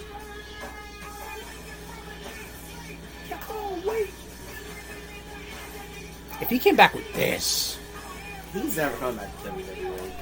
listen, I'm sure Tony Khan could be like, "Oh, this I can buy this now. Cool." Listen, you got Lionheart. I mean, you're the only part of the Jericho picture you're missing is Y2J. Tom doesn't care. Tom's over Jericho. Y2J was like a once in a lifetime thing. 100 times better than Cult of Personality. So this is Fire Burns, Yup. which was once used by Randy Orton for a day. Was it? Yes, it's like on a SmackDown or something random, and it was like very weird. Like, oh. Was it a mistake? No, he was gonna try to do a different theme, and I guess they had this. They're like, let's try it, and I was like, nah, it doesn't work. So they gave it to Mr. Phil Brooks down in FCW? well, I guess ECW when he came in. He should be on your Mount Rushmore. He was. Oh, was he? I Was put he? him on my It was Mount Lashley, Punk. Christian, and Mark Henry. Perfect. Yeah, MVPs was a banger. Yes, this one was fucking. This worked Yeah. with. This was again wrestling theme adds. You're gonna hear this word a lot. They use it a lot on the internet. Aura, like it's his entrance too with the fucking that inflatable tunnel, Yup. fucking pyro towers, the smoke. Like, that's the whole thing a wrestler needs. You know what I mean? So he is. But yeah, it just adds to the aura of a wrestler. You know what I mean? And I dig that stuff. I agree. Yup. Speaking of aura for wrestlers, Totally forgot to put the shield on here. But yeah, this was good with the helicopter. The fucking we did a whole Shield episode last year. Last year? Yeah. All right. And then obviously Roman Reigns would take that theme and use it. But I mean, we're now entering the more modern era. You dig the final boss? If I can see a wrestler like, without them even getting into the ring and know everything what they're all about, I'm down. You know what I mean? So for Roman Reigns to wait, come out now, or maybe even in a few seconds, slow walk. You know what I mean? Like, the first time I've actually ever seen this happen was Drew McIntyre's first theme. Not first, but his Broken Dreams theme. Yep. And I don't think I really got it because, like, I didn't really buy into Drew McIntyre because he was so new. It'd be giving like this theme to like early Roman Reigns. And you're like, no, that doesn't work. You didn't earn that. Roman Reigns earned this, and it's like a JRPG. It's like fucking up there with One Winged Angel. Like, it's like you're into some shit right now. So now what? The Rock is calling himself the final boss, which is a fucking dope name, but it's like, like. I mean, he's dressed like one. True, yeah, but like. Again, speaking of the evolution of a character, like he is the modern Rock, but with the Hollywood Rock trappings. He's turning on them. 100%. Actually, and Roman Reigns is going to lose stock out of all this. Actually, or they're going to win, and that's why Austin's going to show up at WrestleMania 40. Maybe. Imagine? Shit. That's what I want. Yeah. But I mean, yeah, you want to talk about like not knowing anything about Jey Uso, and then he comes out to this fucking theme, and he fucking pumps up. The crowd is eating it up. You're hype. You know what I mean? Like that's what I'm all about, man. There we go. Like, and I don't think this theme has really changed. Hasn't since really. He came back. Yeah, it might have been like cleaned up or something like that. Yeah, I think it was. Yeah. Ever since NXT, yeah. First time I heard this kid in NXT, even though I knew he was coming. Yeah. Like, I'm coming! I don't know, sometimes with wrestling themes, you don't need the lyrics. No. And, like, this is Austin's. Yeah. It just gets you, I feel like, for some reason, it gets you more pumped. I think, if I could go back, we haven't replayed songs before, but this, I think... Nope, sorry. This. When NXT had a War Games, and it was Undisputed Era versus, like, they were down a guy. Right. This was your fourth guy. Yeah. And it was fucking like, it was glass shattering. Yeah. It was fucking dope. Agreed. Can't talk about Owens. No. Not talking about, and you hear this music, you're like pumped up, and you get the energy for Sami Zayn. Like, you can't have Cody Rhodes come down to this. Like, I mean, if you're playing like WWE 2K24 and you swap music and entrances, you can't do that. Like, it's Sami Zayn. He works with this. You know what I mean? Like it gets the crowd fucking crowd going. I definitely agree.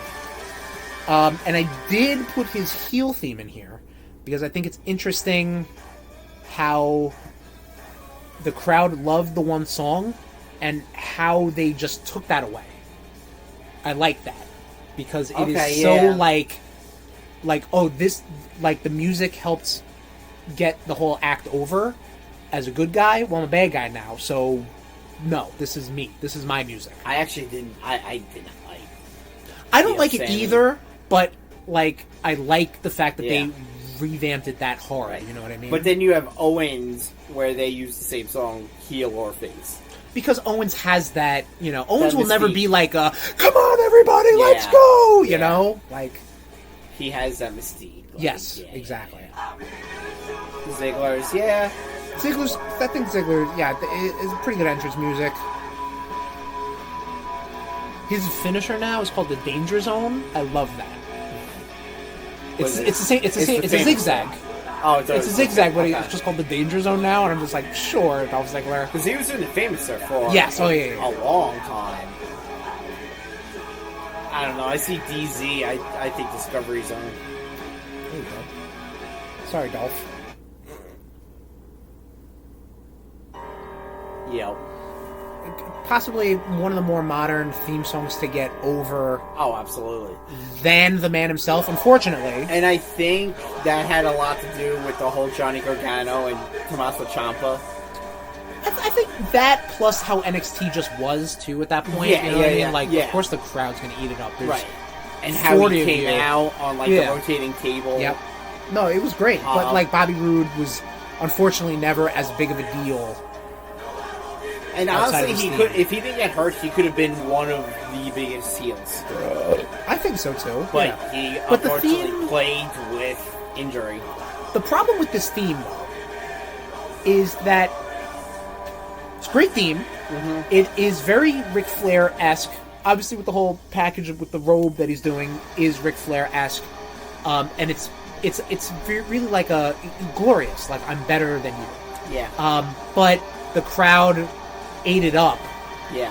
Which then Vince was like, well, now he's got to be a face. Yeah. And it's just like, Bobby Roode don't work as a face. Especially this Bobby Roode. It's unearned. You know, it's like, I got a cool theme song. Great. Thanks, Fandango. Thanks. Yeah. Too cool. You know? Oddities. If they were able to tackle and bring in James Storm, and they just brought them, like, together as, like, a heel tag team, right? Like Beer Money, like Bobby Beer Roode's Money. done. Yeah. Huh? Bobby Roode's done. No. If they were, if they able, did, I got yeah, like, yeah. Speaking of that, TNA. Every time I hear this, cast-offs. I just think of that fucking Royal Rumble. Well, yeah, we were like, what the fuck? They don't want none. Yeah, this is really good. AJ Styles, man, just he can work with anyone, work with any music, like. Well, this does it's in the same realm as his TNA songs, which we'll get to later. But yeah, no, it's very it's fucking I just twangy. I just feel I don't know. I feel like the WWE is squandering him. Oh, 100%. I just want to put the Nexus theme in here. Kind of figure. It's fucking. It's a good one.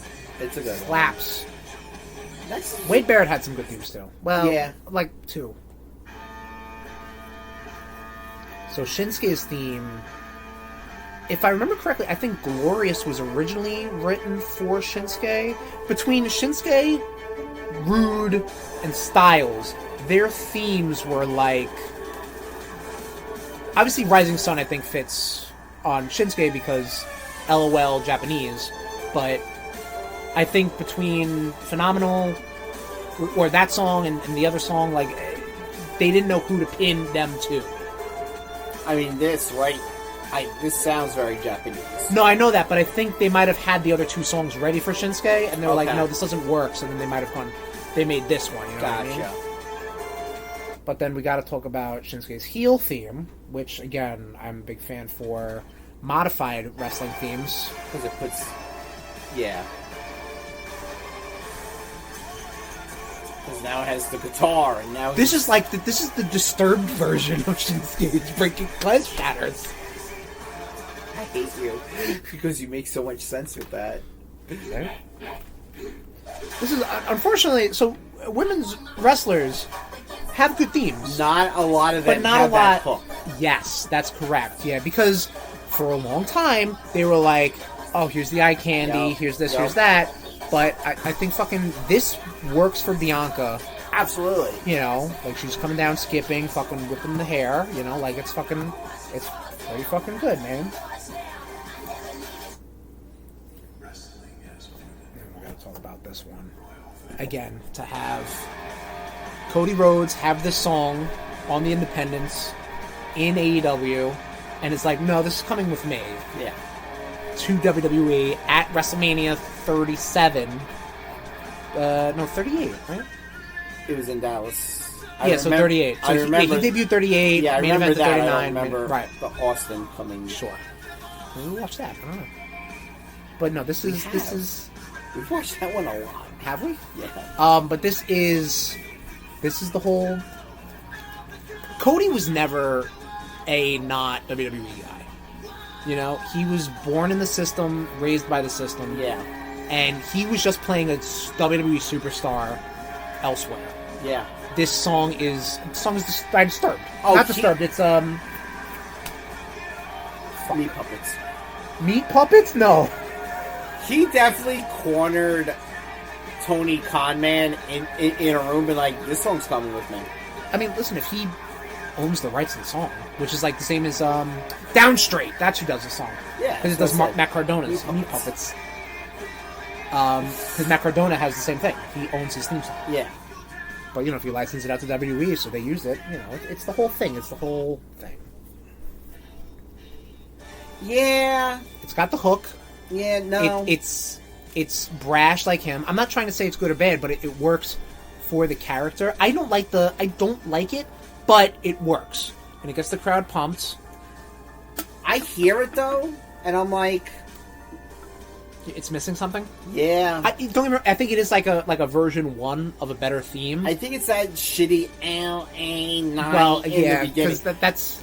Like, they're all looking for hooks. I just feel like this guy should be wearing fucking LA Gear light-up shoes when he's wrestling.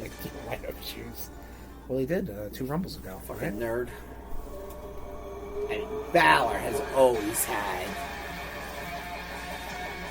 He's always had some really good themes. So, yeah, Finn's first, air quotes, theme is pretty much like this. When he goes into the demon form, it's a longer opening. Yeah. It's heavier. Now, his Judgment Day theme is similar. It has the framework, Right. but it's just, you know, it's got some other stuff. Yeah, but I mean, he very rarely comes down. Correct. To That's why I didn't want to Because include it's it. just- You never hear it. Yeah, because it's him and Damien. Damien or him in the Judgment Day all Yeah. together. Yeah. So. Yeah. Undisputed Era, one of the best NXT factions.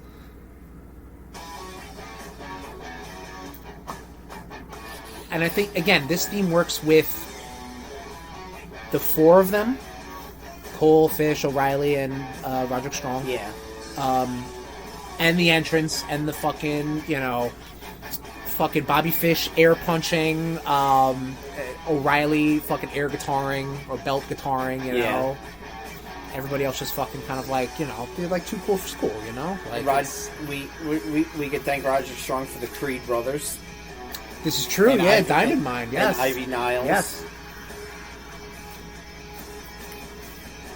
Did I switch into? Yes, I did. Okay. So now we're entering a little bit of an AEW phase. Yeah. Well, a little bit just for this because I wanted to have the similarities between Cole's theme and Undisputed Era's. Yeah, this was good. Yeah. I mean, Cole, man. Sucks you're just riddled with injuries. Okay, so now this is Alexa Bliss's NXT theme. Listen to it. Similar, huh? Right? Yeah. But wait a minute. Now she's turned heel.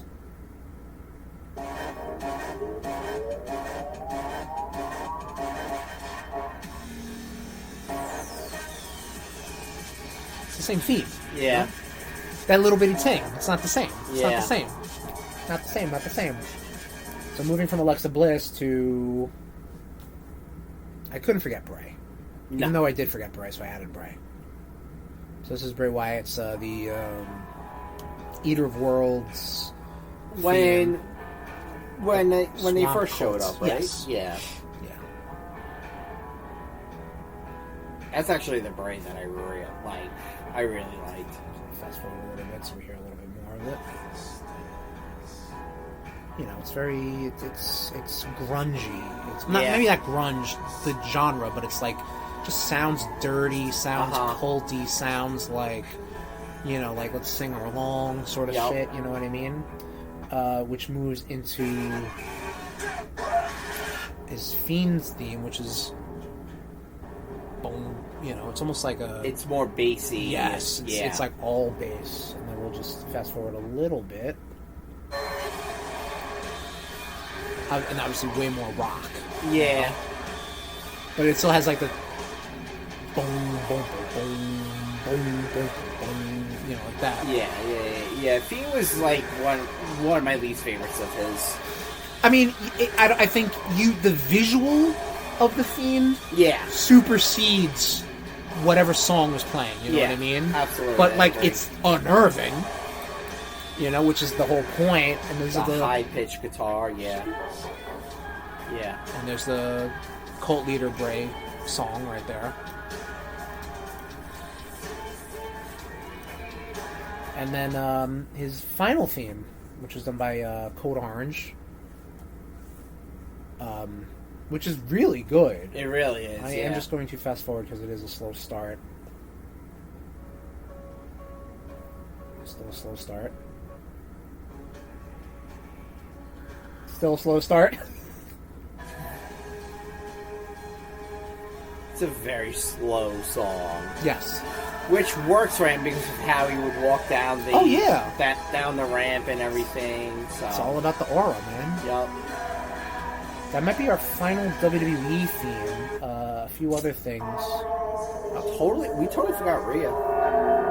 Yeah, well, she had some good themes. Fuck. Well, again, this isn't a perfect list. Yeah, her current is awesome. Yeah, Kings of the Black Throne, which is for essentially for Malachi Black and Brody King, which that's what they were called on the indie scenes in IW in the overseas. Right. Ricky Starks. Yep. Bow, bow, bow. Yeah, this one was really good. And now that him and Big Bill lost the titles, they are nowhere to be seen. Yeah, what's up with that? Well, I guess, you know, I don't know what they do over there. But yeah, you get like a whole, and Ricky Starks. Very rock aura.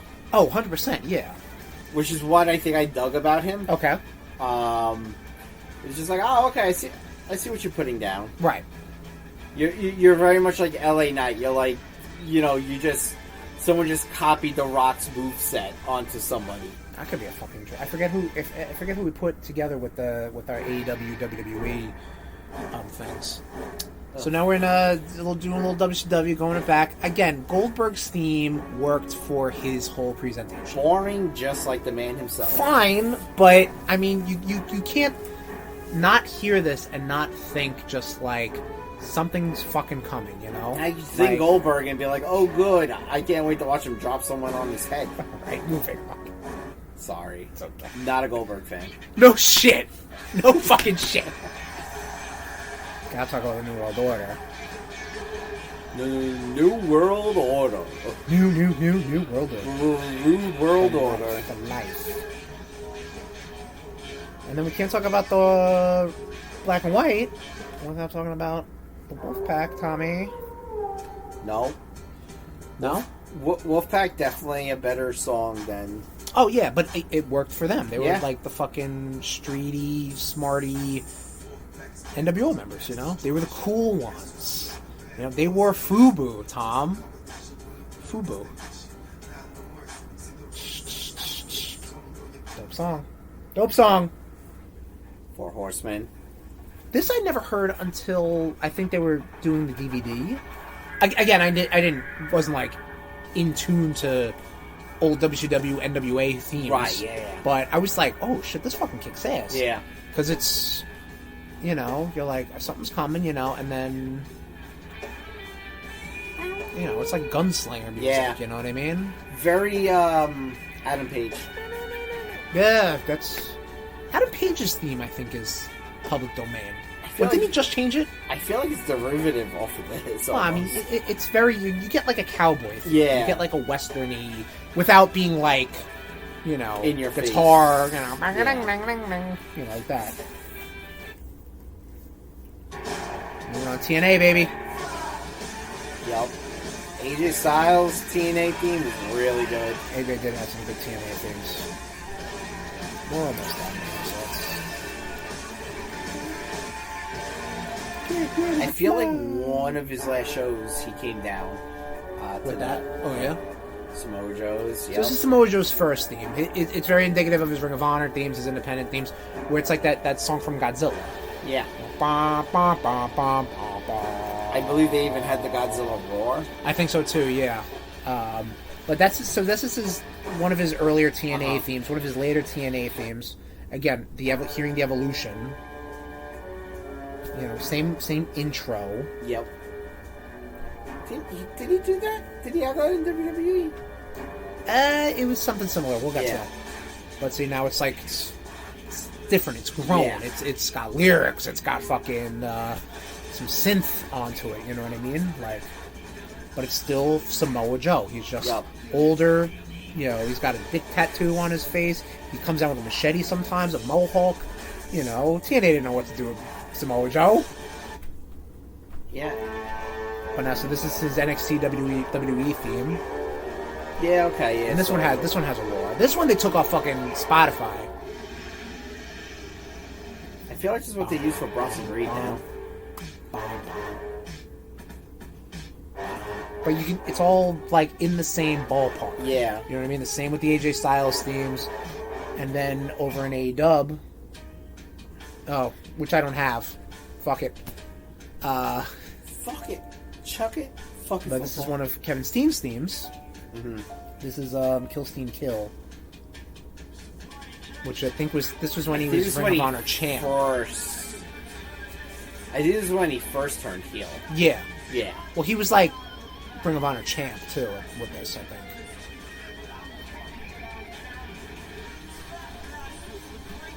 And then you hear a little bit of the one that yeah, which I got that I think next.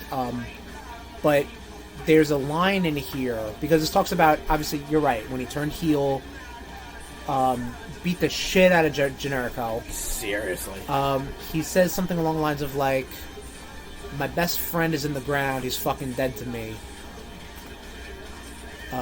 It's coming up, hang on. My best friend is in the ground, he's fucking dead to me. I don't know the words, but so I crowned him with steel as the king of the weak. Like, that's fucking, you know, he bashed his brains in with a fucking steel chair. Like, that's... Yeah, I think this was first heel, possibly. No, that one was because they were still showing him in the singlet, and like when he... I mean, they were using old footage. When he went full heel, like, t-shirt, and like, you know, like... He just wore a t-shirt. Well, I mean, he wore a singlet. Yeah, but like this was like when, like that beginning, like, Saw theme. Uh-huh. Like, he would use that for, like, the big events. Right, yeah. Of Ring of Honor. Yeah, this was awesome. Hearing this and hearing Jay Briscoe's music in the same night, because they faced off at each other. Right. That was fucking awesome. Like... And we just gotta... Oh, yeah, of course. You have to. I mean... The theme still somehow follows Sami Zayn. I don't know why it's gravitated towards him either. Yeah. But this is this lesser known wrestler El Generico, who retired in Ring of Honor. Brutal man. Well, in a ladder war. A ladder war with Kevin Steen. But you get the whole vibe. You know, he's just a fun-loving dude who's just here. You know, he's the generic wrestler. The generic luchador, I mean, you know? And I believe that is the end of our playlist. Ring of Honor had some really good entrance themes. Ring of Honor, yeah, like Chris Heroes, I know was good. Kings of Wrestling, when he was paired up with Castagnoli. The was really Briscoes, good. obviously. The Briscoes, I'm sure you get the American Wolves. I'm sure you American dug Wolves, on, another good one, yeah. But yeah, and I mean, there's also like, you know, like we were talking about this off air, like with ECW and a lot of their licensed tracks. Not licensed, they didn't have Paul license, Heyman they didn't just give a played them. shit. You know what I mean? Like they Yeah. would just play fucking. Name some songs that ECW has, Tom. I don't know. Walk by Pantera. Sure, yeah.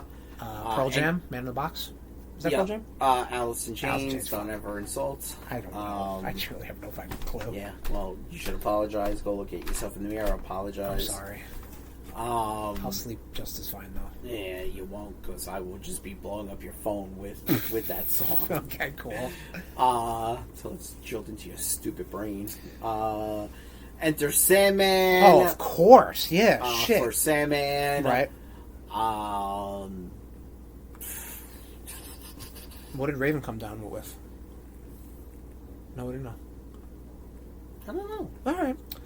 Sorry, Raven. We don't know. What about Raven? What about Raven? And on that note, Rude Nation, we said we weren't going to go long, and here we are 2 hours later. Another 2-hour episode, kids. We are donezo. Wrestling themes. Sorry, you don't get me doing the Kid Rock song again. That was pretty funny, though. Yeah, that was a secret Easter egg for everybody listening to the last episode of the RudeBoyz Power Hour Plus. But this episode is all done, dusted. The entrance theme is all gone. We are in our... I should probably play the Mick Foley piano theme. But I'm not going to do that. That or the car wreck. I didn't like that theme. Yeah, well, that's us. Oh, yeah. Trying to see what Ravens is. Oh, okay. So anyway, Nation, thank you for joining us. Next episode of the RudeBoyz Power Hour Plus is still going to be about wrestling stuff, because, again, WrestleMania 40, that doesn't happen every year, man. WrestleMania does, not WrestleMania 40. This is big. So we're going to talk about wrestling entrances? The second portion of themes. The wrestling entrances. Specifically WrestleMania. Our favorite WrestleMania entrances. We're going to talk about that. Pimpin'? Yeah, there's a mashup I was listening to. But yeah, we're going to be listening. We're going to be talking about wrestling entrances. You know, the spectacle of WrestleMania. Yeah. So let us know what you guys think are your favorite WrestleMania entrances. You know, if it's John Cena showing up with the Mafia, John Cena showing up with the John Cena clones, John Cena show up with, I'm sure like, it was like a parade of like a fucking, you know, trumpet crowd. We saw fucking Lana in the tank. There's true. I would like to see that. Lana hit us up. Clearly single right now. And Natalie Portman, too. Did you know Natalie Wait, Portman's single? wait. Lana and Rusev are no longer Yeah. together? What are you, under a rock? Yeah! Oh, okay, yeah. No, they've split. Same with Natalie Portman and her husband. I don't keep up with fucking... Look. I did not know about Lana and Rusev. They seem so happy. Like, he flew all the way from Bulgaria to make sure she was okay when her fucking finger was all fucked up. Listen... I don't know what to tell you, man. But Lana, you can hit us up on our social media It makes accounts. me sad. RudeBoyz469. It makes me really sad to hear that, you know, Lana and Rusev aren't doing good. Listen, people grow. People change. It is what it is. It's okay. Yeah. what I it don't is. like it. All right, well, I don't know. Tom, like it or don't, it happened. I don't know what to tell you. I'm sorry I'm breaking this to you You are. in the outro. You just ruined this whole episode. Wrestling entrances. Listen, they'll always have the tank, okay? Tanks for the memories. You can hit us up on our social medias, Lana, RudeNation, Natalie Portman, on Facebook, Instagram, and Twitter, whatever the fuck that is, RudeBoyz469. You can go to our link tree, which is linktr.ee/RudeBoyz. That gets all of our other social medias, the Blue Sky, the Threads, TikTok. TikTok's out there. I try to do the Would You Like a Portion on TikTok as well. Try to cultivate a following there. It ain't happening. It ain't even happening here. Fucking 8 years later. Look, we're still pissing in the wind, but we're having fun doing it. I do gotta take a piss. This episode will probably be on our YouTube, and that might be the end of our YouTube. But we still have a YouTube for now. Why would that be the end of our YouTube? I don't know. Probably because we put on fucking 100 licensed songs. Oh, fuck YouTube. All right. Well, we have one for now. YouTube.com/@RudeBoyz469. But you can download and find us anywhere you get your podcast. And by all means, rank us, rate us, send us messages, hit us up, let us know how we're doing, let us know what you want to hear. On Apple Podcasts, Google Podcasts, Stitcher, Spotify, and TuneIn. And our home away from home, Tom, the gorilla position, where we press the play button and we hear our entrance theme, will be at RudeBoyz.podbean.com. Flick that glorious beam. Oh, I wish I had that queued up. If you want to hit me up on social media, I'm at Tesherms, TEH_SHERMS. If you want to hit me up on social media, and you want to fucking come at me for yelling at you, Jimmy Kimmel, for being a piece of shit Oscar host. Oh, also fuck on Twitter. you. Yep. You can hit me up on Twitter. Fuck you, you fucking cunt. He's a piece of shit. He sucks. All right. Well, he why is he a cunt? Because he's a fucking cunt.